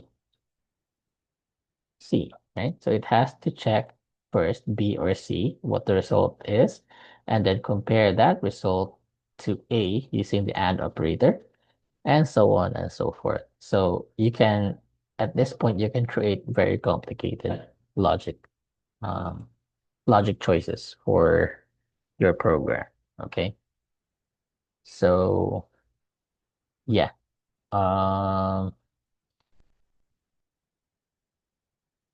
do we need to have an example for this? Like, okay, let's think of something just quick before we take a break. So uh if you are if your age is greater than 18, right? Yeah, 18, and your ID, yeah, your ID. So yeah, I think this is good so that you guys will also understand the point of the second condition. Okay, then what you will do, you'll say, mm, you can enter the cinema. something like that, and then else. Um,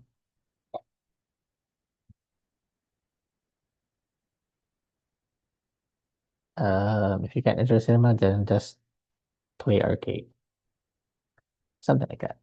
Okay, so the way that this works is that age here, let's just copy this one, enter age. Okay, and then the ID, let's see, can we,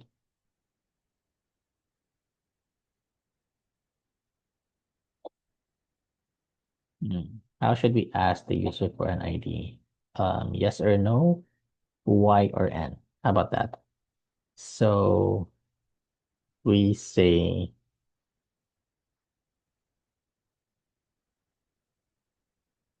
mm,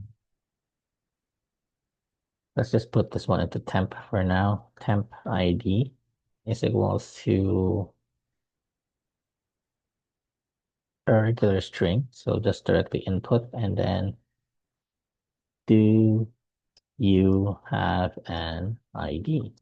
And then we'll put the parenthesis here, Y/N for an answer. And then you'll either have to enter capital Y or capital N. And then you'll have a code here that checks that one. If temp ID is what? Equal to the string of Y, then you'll see ID is equals to true. Then elif, there's another condition. Oh wait, there. Temp ID. Okay, this is Grammarly.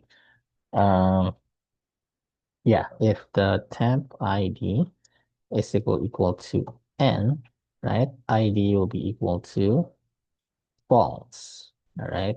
Else, um, you're gonna have to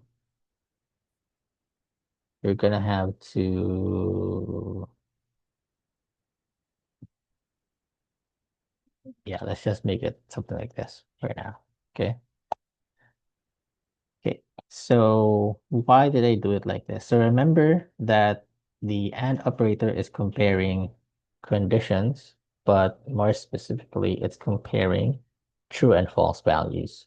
So the only thing that you need the one on the left and right is to be either true or false. So if I have a variable here that's automatically be equal to true or false, that is also valid.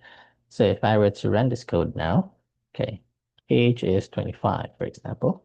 Do you have an ID? Let's start with yes, all right? Now you can enter the cinema, all right?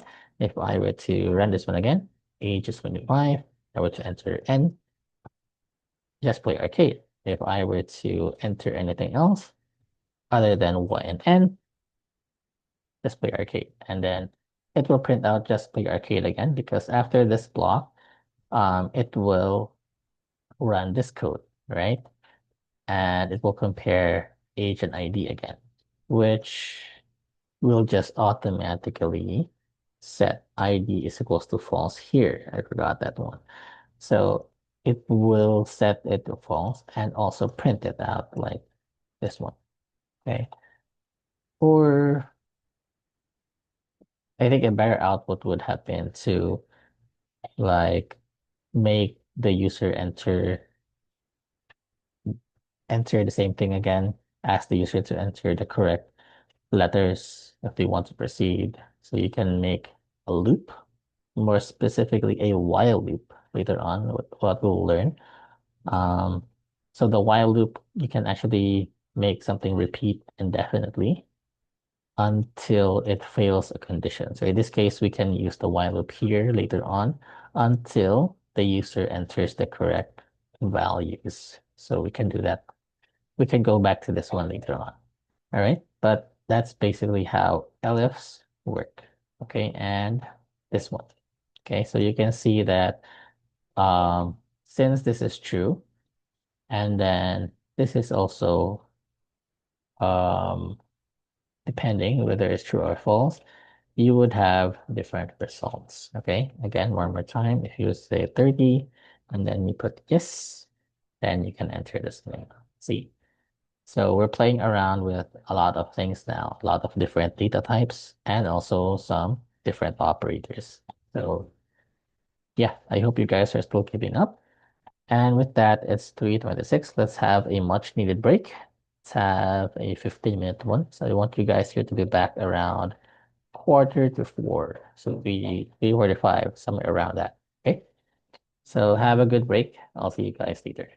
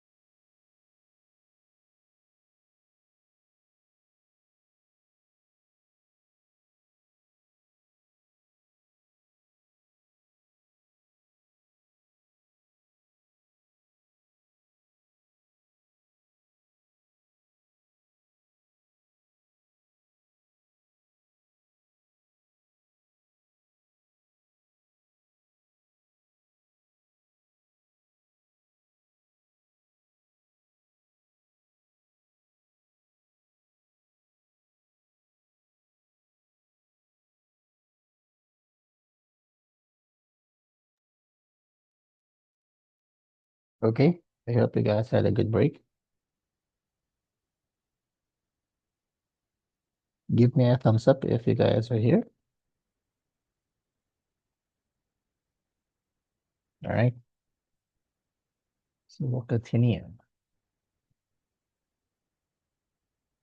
Mm.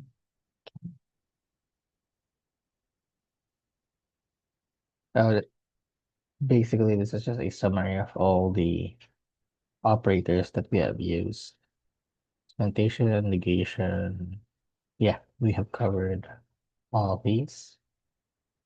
Let's see. Short circuit. Um, so there's nothing really need for us to memorize this one because it's just done for us automatically by Python. So what it does is that remember what Python will do with expressions, right? It will compare the left and the right. So if this is an expression, for example, this is age less than 20, for example. So that's an expression, right? Python will have to use up resources to process that one, right? Um, the way the short circuit evaluation works is that if you remember the AND operator, it will always be false if the left side if either one is false, right?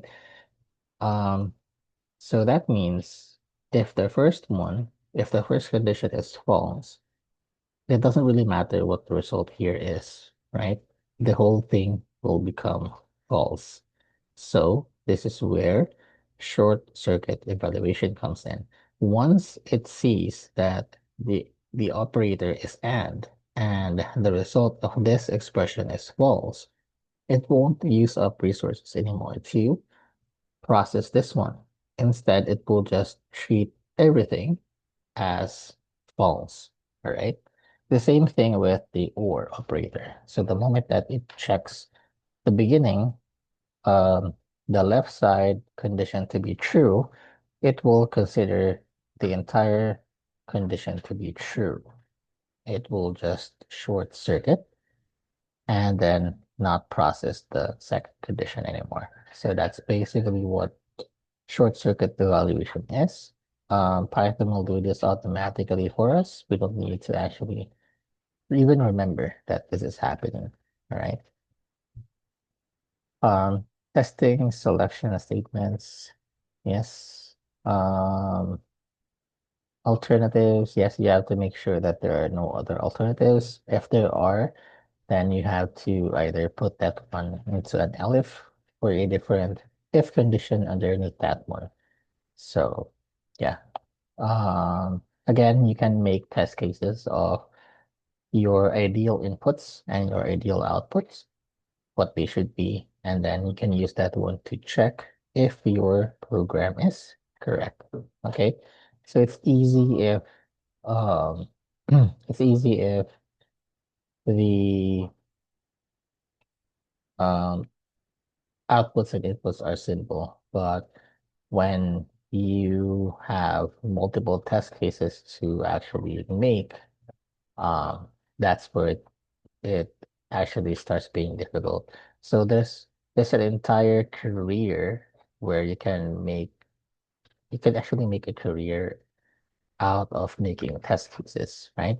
So we call that I forgot the official position of that one in companies, but basically you make test cases for their app, their website, their server. So anytime that new code comes in, that test cases is being ran to check if everything still works.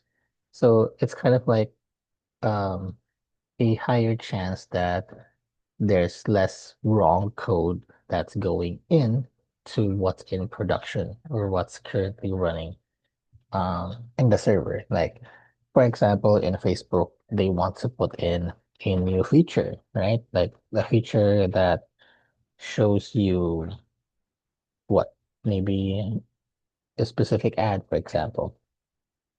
So before that code goes in to the database, it will run first the test cases. If it fails even one, it will not push that code through, or it will not save that code, meaning that there's a chance that um, that new code can break the entire thing. So have you ever noticed where there are times when they say Facebook is under maintenance or it's currently going under repairs? So that might be the case. There might be new updates where they didn't consider that it could destroy or it could disable the entire thing. So yeah, there's an entire career of that, and there's actually very few, if I remember, there are fewer testers out there than there are, say, developers. So there are more developers than testers, and there's actually quite a bit of high demand because it's actually hard to make.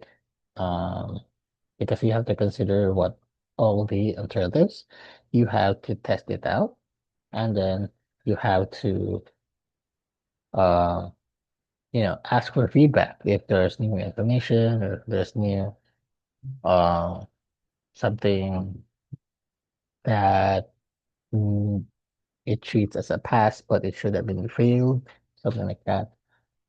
So yeah, uh, just in case you're interested in that kind of career, right? And yeah, we'll finish the while loop first before we'll have more exercises and before we proceed to the next PowerPoint.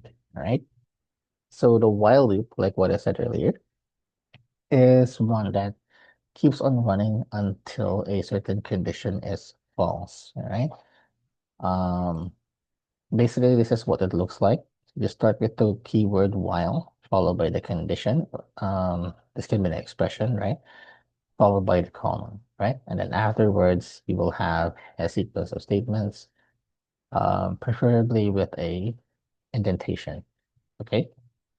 Um, so yeah, whatever works for an if-else statements, those conditions there can also work here in the while loop, all right? So as you can see here, as long as it's true, it will keep on repeating the same statements until it becomes false and then it goes outside of the while loop. All right. So let's have a quick example here. Um, say we have like, um, let's say we have an input, all right, for example, and then this will be, please enter text.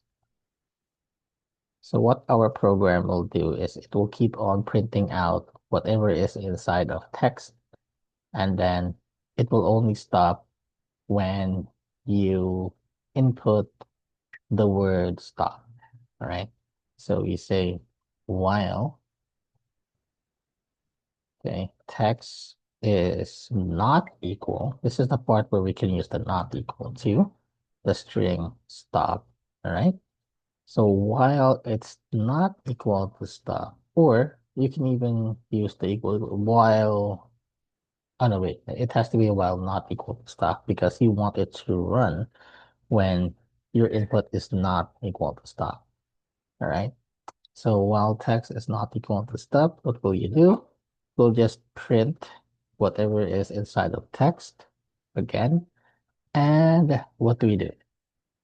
If you were to run this code right now, based on what you know, so after this part, it will go back here. Okay. If you were to run this code, what do you think will happen?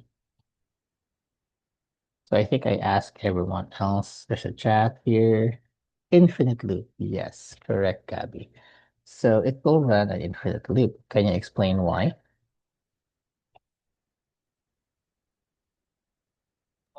Sir, it's because the condition. I wait. Oh wait, depending on if we don't put stop, the condition will always be unequal to stop, so it will keep printing. So it's always met. Correct. So if I were to ask you how would you fix this code, what would you do? Either we change the condition po, sir, or we add an if, or we just add the keyword break po at the end. Mm, all right, so those are actually good suggestions, but I think this is better. You can just ask for another input inside of the while loop, something like that. And with this, you have the option to give the user a different output. So if we run this code now, right, I'm gonna say I'll type in my name, for example. I will type in the subject, data science. Okay, but if I say stop, it will stop, right? So that's the kind of thing that we're going for with while loop. It will only stop once a specific condition is reached, all right? So that's the whole idea of the while loop, because you can't really do this one with a for loop because a for loop is definite. It will end at some point. You can modify it in a way to behave like a while loop, but basically it's much easier to just use the while loop directly. Okay, so those were good ideas from Gabby earlier. She said to use the break. So we have that one. We have the continue. So I'll put that here. So we have the break, the continue. What else? Were those the only things? Break, continue. Yeah, I guess that's it. So what does the break do? So basically when Python encounters that one, it will stop the loop immediately, the whole loop, while continue will just go to the next iteration. So the best way to um, do an example of this one is using a for loop. So for x in range of 10, for example, sorry.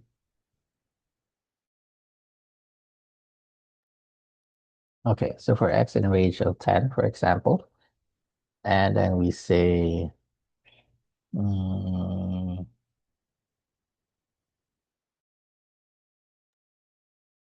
we say, let's say,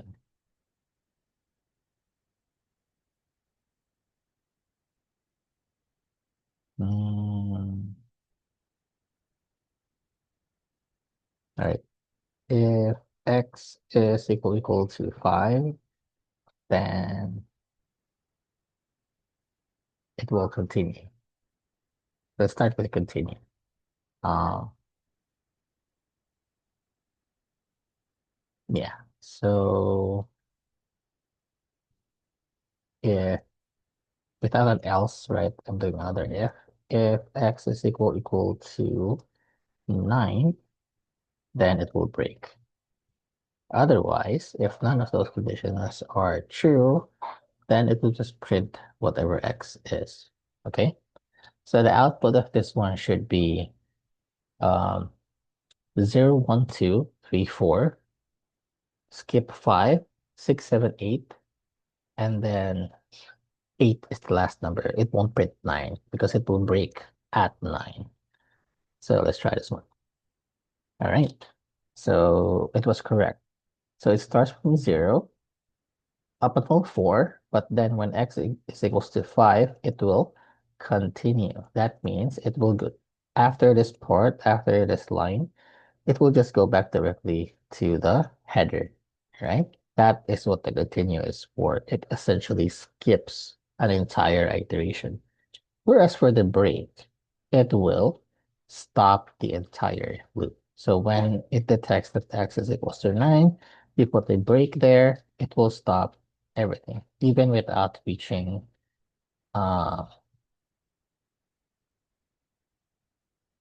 yeah, even without reaching, let's change this one. Let's change it to 15. Okay, so even without reaching 15 repetitions, it will end prematurely. Okay, So that's how you use continue and break. And depending on the logics that you're using, this is actually pretty useful. Like you can have you can have multiple conditions here where uh where you need your loop to continue to the next one whenever those are the results. Like is 8, for example. You want this one to continue as well. So you're kind of isolating the ones that you don't want, right? More specifically, maybe you're looking for a specific text, like skip the ones that are with the word children, for example, or you want to skip the ones that have the word senior on them, right? So this effectively filters out those kinds of options in your results. So yeah, that's for the while loop and also for the break and continue. So it's actually just pretty straightforward. Think about it. Their use and also their names. They made it in a way that it's very easy to be absorbed by us. All right.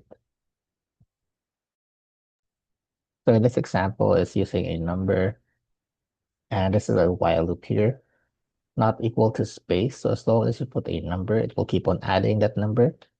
And it's going to ask for a different number. And at some point, it will quit and it will add everything. This is what you get 12. So 5 plus 4 plus 3. The answer is 12. So it's a very basic while loop. Just keep on adding whatever number you have. And then until the input is a blank, do not stop, right? Okay. This one is the summation. So it's just showing you the different ways that we can represent this one with the while loop. This one is using the for loop. This one is using the while loop. But as you can see, the same result. Um, let's see. So the difference is that you have an extra declaration of variable here, whereas here there's only one. Um, I forgot which one was more efficient, the while loop or the for loop. But I think if I remember correctly, the for loop is very resource intensive compared to the while loop. So this might be in some cases the better option if you're wanting to save some resources on your device. All right. So this might be one of those parts of the code where developers will change into C++, right? To have a um, better performance, something like that. All right. So the while true loop and the break. So the same thing. If you put the condition here to be true, right? The value true, then automatically it will be an infinite loop. So just be careful when you create something like that. Make sure that somewhere in your block of code, there is either a break or continue that will allow you to move forward with your program. All right. Let's see. What else can we have here? Huh. So in this case, it's using what? And if, so it's checking the number if it's between 0 and 100. Else, the grade must be between 0 and 100. So you can't give out grades that are greater than this one or less than this one, right? And as long as you are what? As long as you are asking for a grade not equal to those things, then you'll just keep on repeating it. See, because the break here is placed inside the part where the condition needs to be true. So, yeah. So there's another one. Done is equals to false. So while not done, so you're using the not here to change done into true. But take note, we did not change the value of done. We changed the what? we just changed the condition here to true. We did not change the value of done. So done here is still equals to false. And as you can see at the bottom here, we are manually changing it to true. Okay. Now, why are we manually changing it to true? If you think about it, what need is there for this to be true? So if this is true, right, that means if it goes back up and then not true, then it will just become false, right? And it will exit out of the loop directly. So as you can see, it's the same condition as what we had earlier. Here, there's it. Hmm.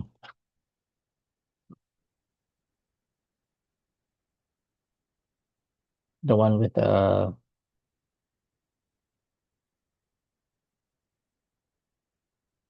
I said well blossom. But we've had this example earlier. This one. Number greater than 0 and number is less than 100. So yeah, that's it for the while loop. Any questions?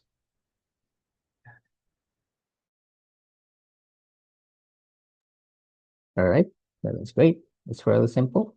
Um, no need to expand on it a bit further because, you know, it can get complicated, but in essence, it still works the same way as what we've discussed.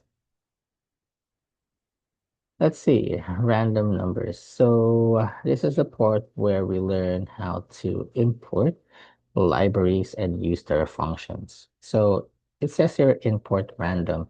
The random here is just a file. And inside that file, there are a lot of functions, all right? Functions and properties. So functions and um, usually constant values, right? So how do we access them? Um, their actual names are properties and methods as their actual names. So instead of functions, we call them methods, all right? And instead of values, they are properties. The thing that you have to remember with this one is that the properties and methods will work only on the object that they are working with. So in this case, in order for us to access the rand int function, we have to go through random first. So random dot using the dot method. So this is called the dot method. It's also used by other languages. Same thing. Dot method. This allows you access to properties and methods, okay, of that object. So if you say dot rand int, then you are using the function rand int that comes from random. Then just proceed like usual with any other functions. So in this case, there is a rand int. We have a start and stop. So anything between 1 to 6 will be generated. So as you can see here, these are the random numbers that it generated. Okay. So yeah, you'll be importing a lot of stuff soon. Basically, if you decided to pursue this, because you're not just learning Python, you're gonna be learning other libraries, other modules that will help you in your um, career. So we have a library for making beautiful graphs. We have a library for um, filtering out and cleaning up our data. So to make it like, oh, the only data that's left will be the useful data. So because some data sets have things that we don't need, like zeros, like blanks, uh, columns that we don't actually need the data for. So you can isolate only the things that you need for your specific purpose. So yeah, we're gonna be using that library soon. Preferably in session 5 on our last session. All right. So this is just a simple guessing game. Um, let's see. So, right. So you're asking for a smaller and larger number, and then you are making Python generate a random integer from those smaller and larger numbers that you have. You have the count here that counts how many guesses that you have, and then you have a while loop that will always ask you what the input is what? Until until you got the answer. So you can see that it's under the else statement. So whenever your guess is less than, it's gonna say too small. Whenever your guess is too big, it will say too large. So if you keep on repeating this pattern, let's say the number is 50, your guess is 70. So it's gonna say too small. Your next guess is 40, or oh wait, too large, I mean. And then your next guess is 40, say too small. So you can kind of guess already the range. So you know in your head that the answer is in between 40 and 70. So all you have to do is just keep on minimizing that gap until you eventually get the number. And the point here is that how long did it take for you to guess the number? So that's the point of the game, really. And from what I remember when I tried this one out with my other batches, this will work. So you can try this one on your own free time just to see the output. Okay. For now, let's just proceed. Besides, we have another um, dedicated time for exploring libraries, right? Because we're going to have to learn how to install them on our system, how to check if updated, how to like apply them again, like that one, the import. So don't worry if we're not going into deep in that part for now. All right.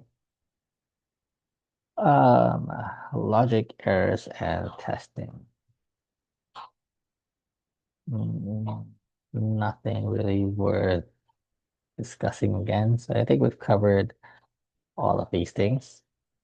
Control C, yeah, maybe you might be thinking of using Control C to copy from terminals, but actually this will work. An easier way is just to highlight and then right click and then copy. So that's how I usually do it. If I needed to copy something from the terminal. All right, let's see. Chapter summary. All right, so that's great. We're already at the end. So I want to have exercises first, just two, just to see if you guys understood.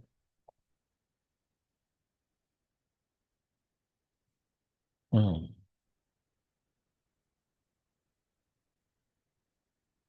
All right. Let's have this one first.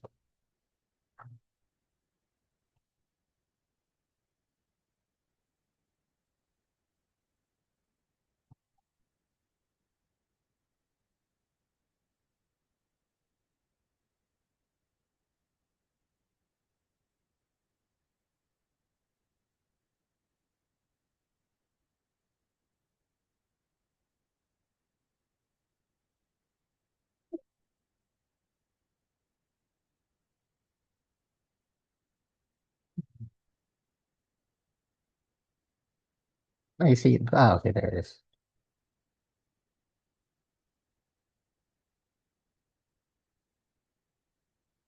Okay.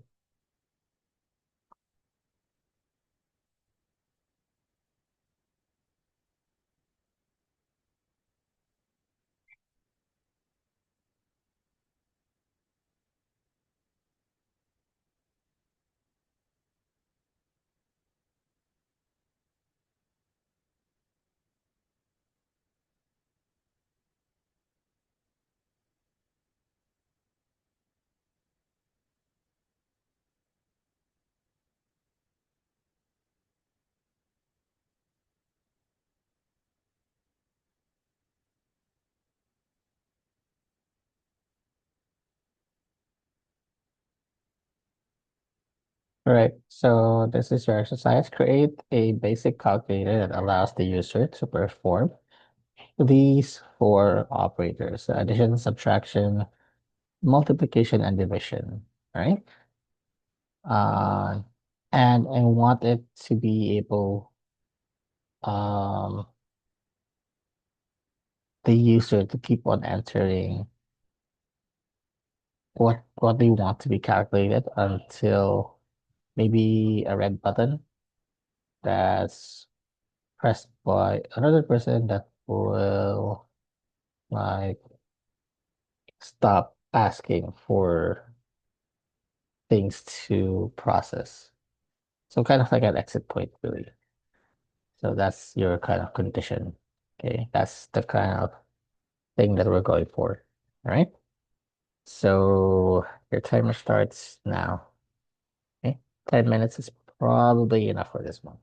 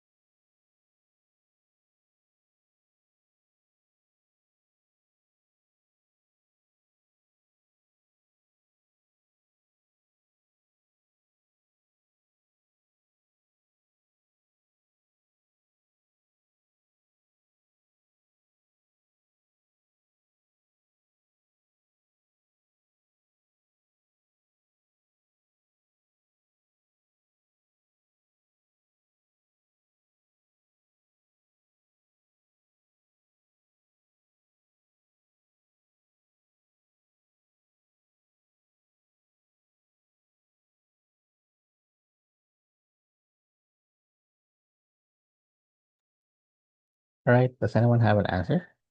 We still have 4 minutes.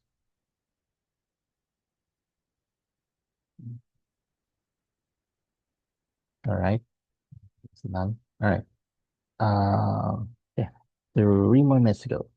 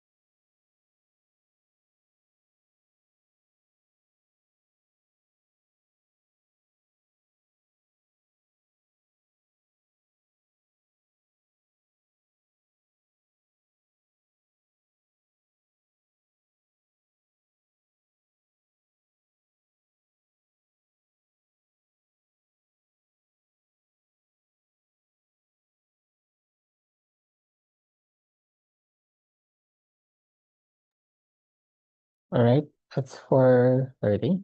Does anyone have an answer?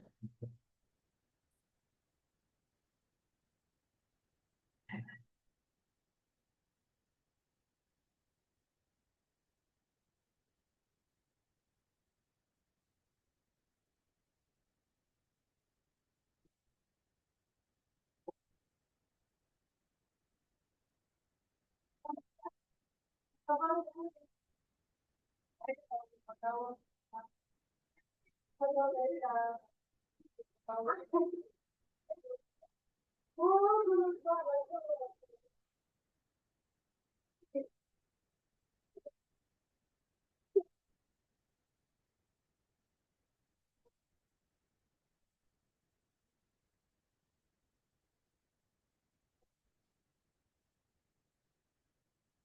right, so we have an answer from Anthony. Yes, go ahead. Good afternoon po ulit. I'll share po my screen.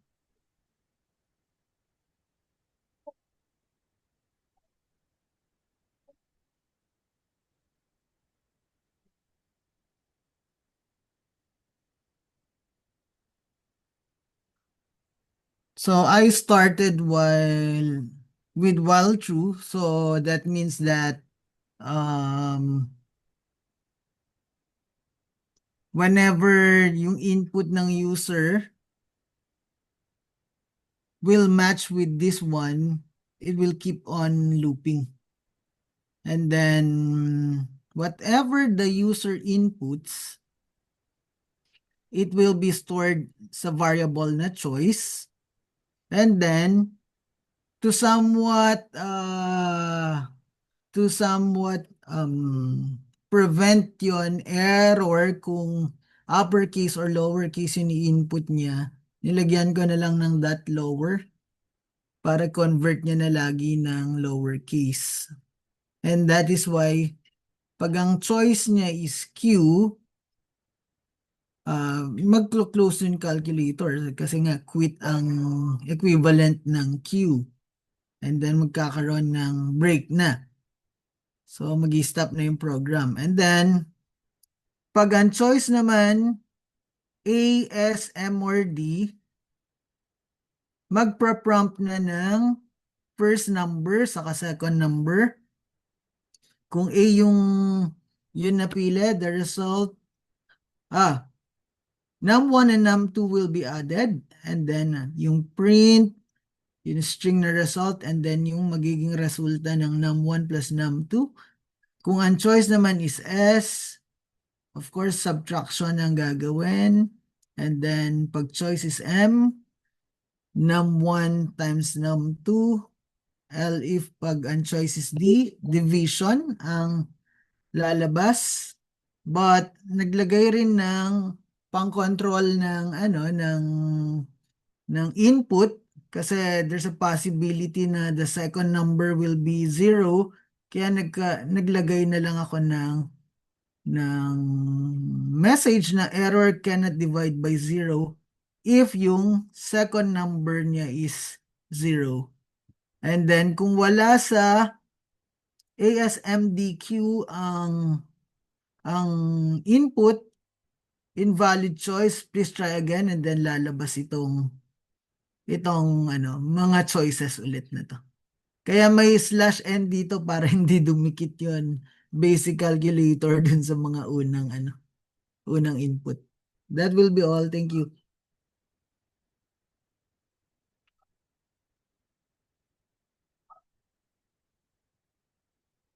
Can I stop sharing na po? Oh, as is muna. No, it's okay. I was talking on mute. So, yeah, I have nothing to add with that explanation. How about for the others? Um, was it like, do you have clarifications with that one? So basically, you're just trying to check really if the user is using what operator, okay? And with that, you can do the actual operation based on what they chose. So yeah, good work, Anthony. All right, let's have, let's see, one more.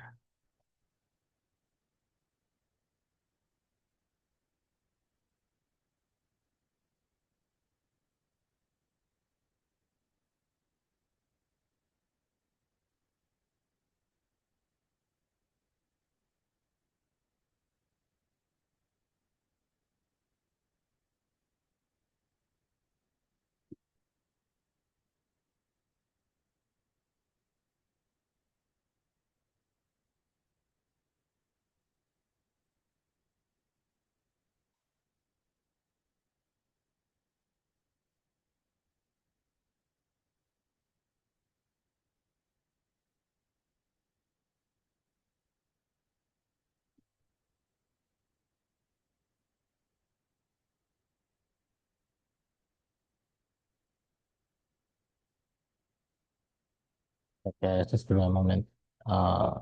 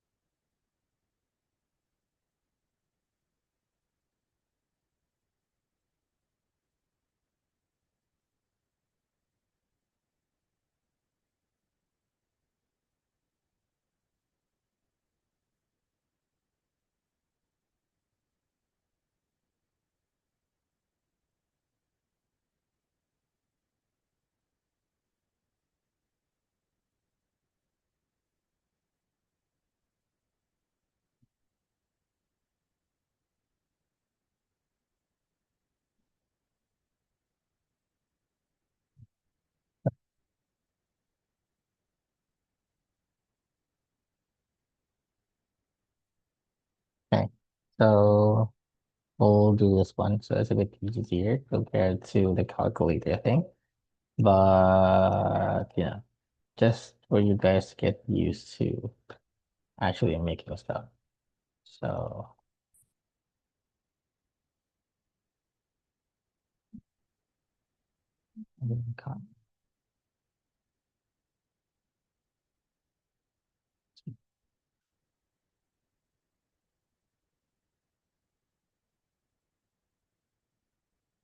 oh, forgot to share. Um, there you go.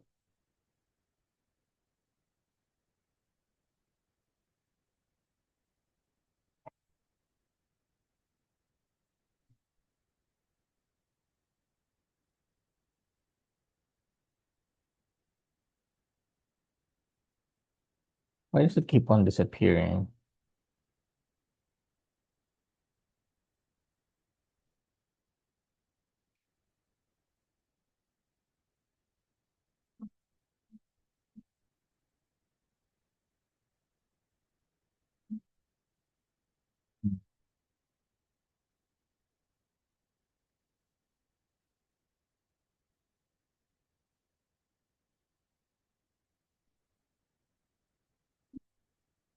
Can't convert it to. Why can't I convert this one? Can I duplicate this one? All right, and then just copy this here. All right. So just a basic multiplication table. So um if the user, so there's just 10 numbers, right? 0 to 9. So if a user enters 9, then I want you guys to print out the multiplication table for that one. So a rather easy one this time.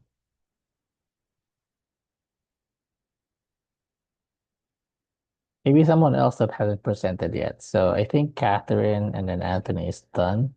So I'll pick from either Neil, Gabby, and Paolo this time, right?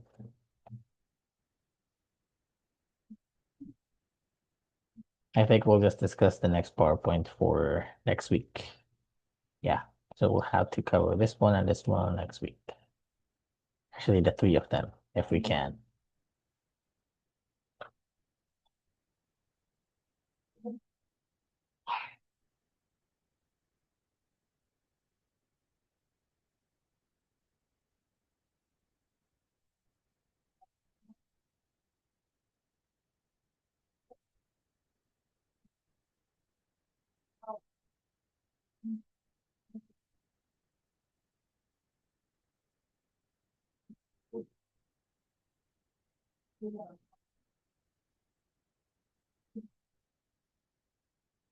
Sorry, forgot to switch back.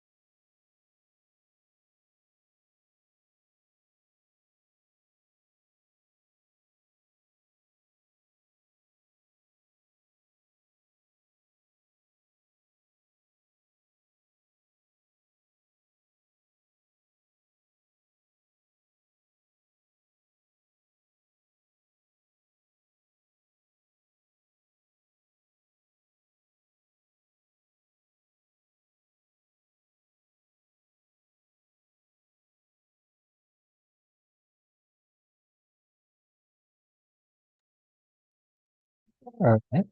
Do you guys have answers? Let's start with Neil. I want to start with Neil.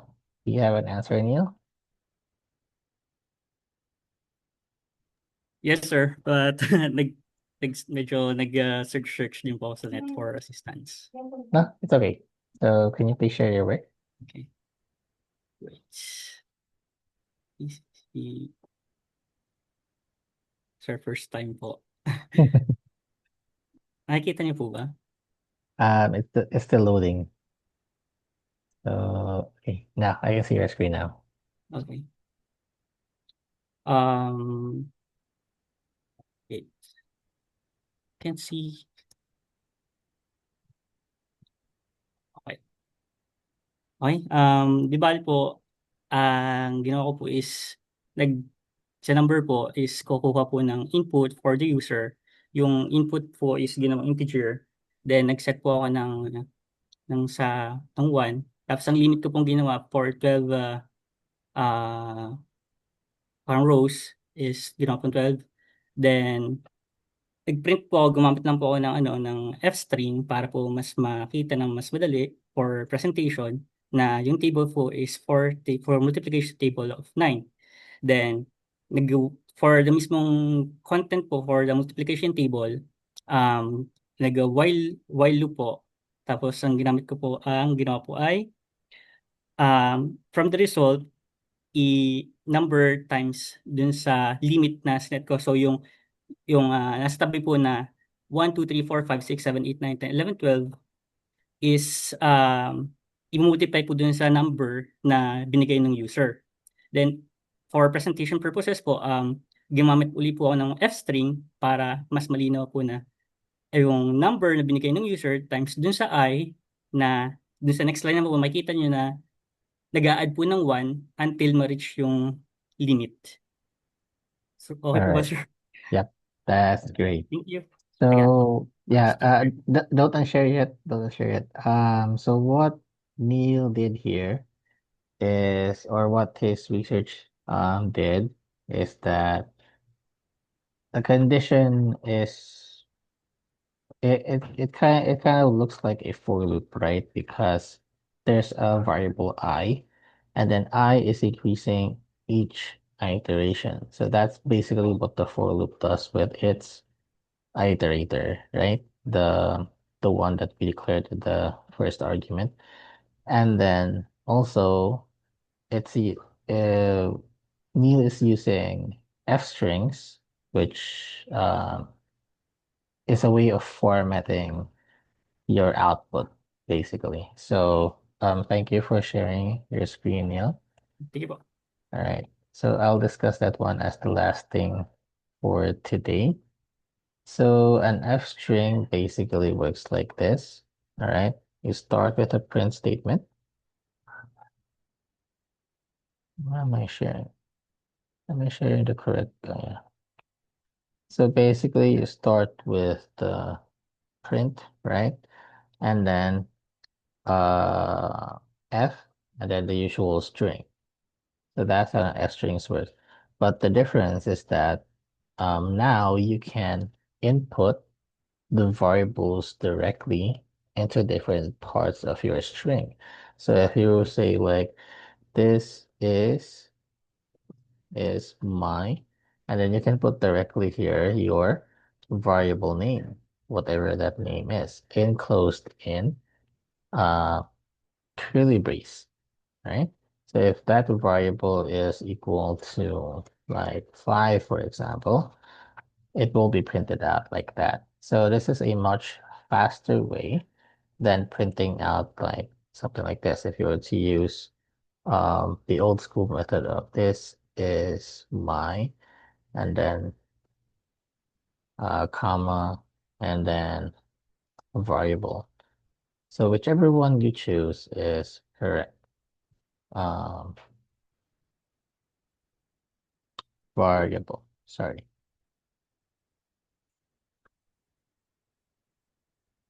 There you go. Or you could use the concatenation, right?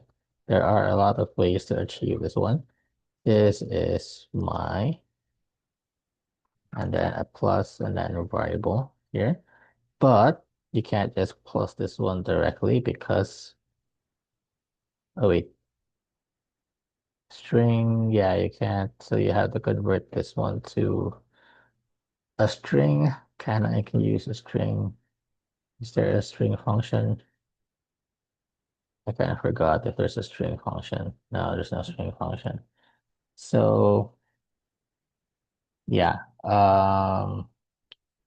for me, this is also the fastest way to do it. The F string.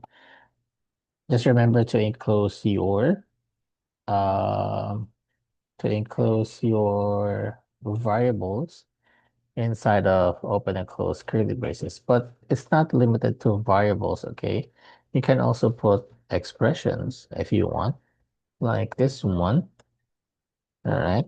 1 plus 5, that will be 6. See, you can also put expressions, or you can even use what those Boolean operators like true and true here, because that is considered an expression as well. True and true is not defined, sorry, capital T. There you go. So you can be flexible with this one, all right? So if there's any formatting thing that you need to learn in Python, it's the F string, and it's also very easy to learn. Just start any kind of string with an F, and that's it, all right? Okay, so that's the end of our session for today, for your second session. I'll upload the video on YouTube. By the way, I forgot your answer earlier. Were you guys able to see the video on YouTube for session one? Yes, sir. All right, all right. Okay, so I'll upload this one as well there. For the PowerPoints, I'll find a way to send them to you guys. The link for it. Yeah, just the link. The school doesn't want to share the actual PowerPoint. Um, yeah, I think that's it. So no assignments for now. Enjoy the weekend. I'll see you next week. All right. Goodbye. Thank you, All right, everyone. thank you, sir. Thank you po. Thank you, sir. Bye. Welcome.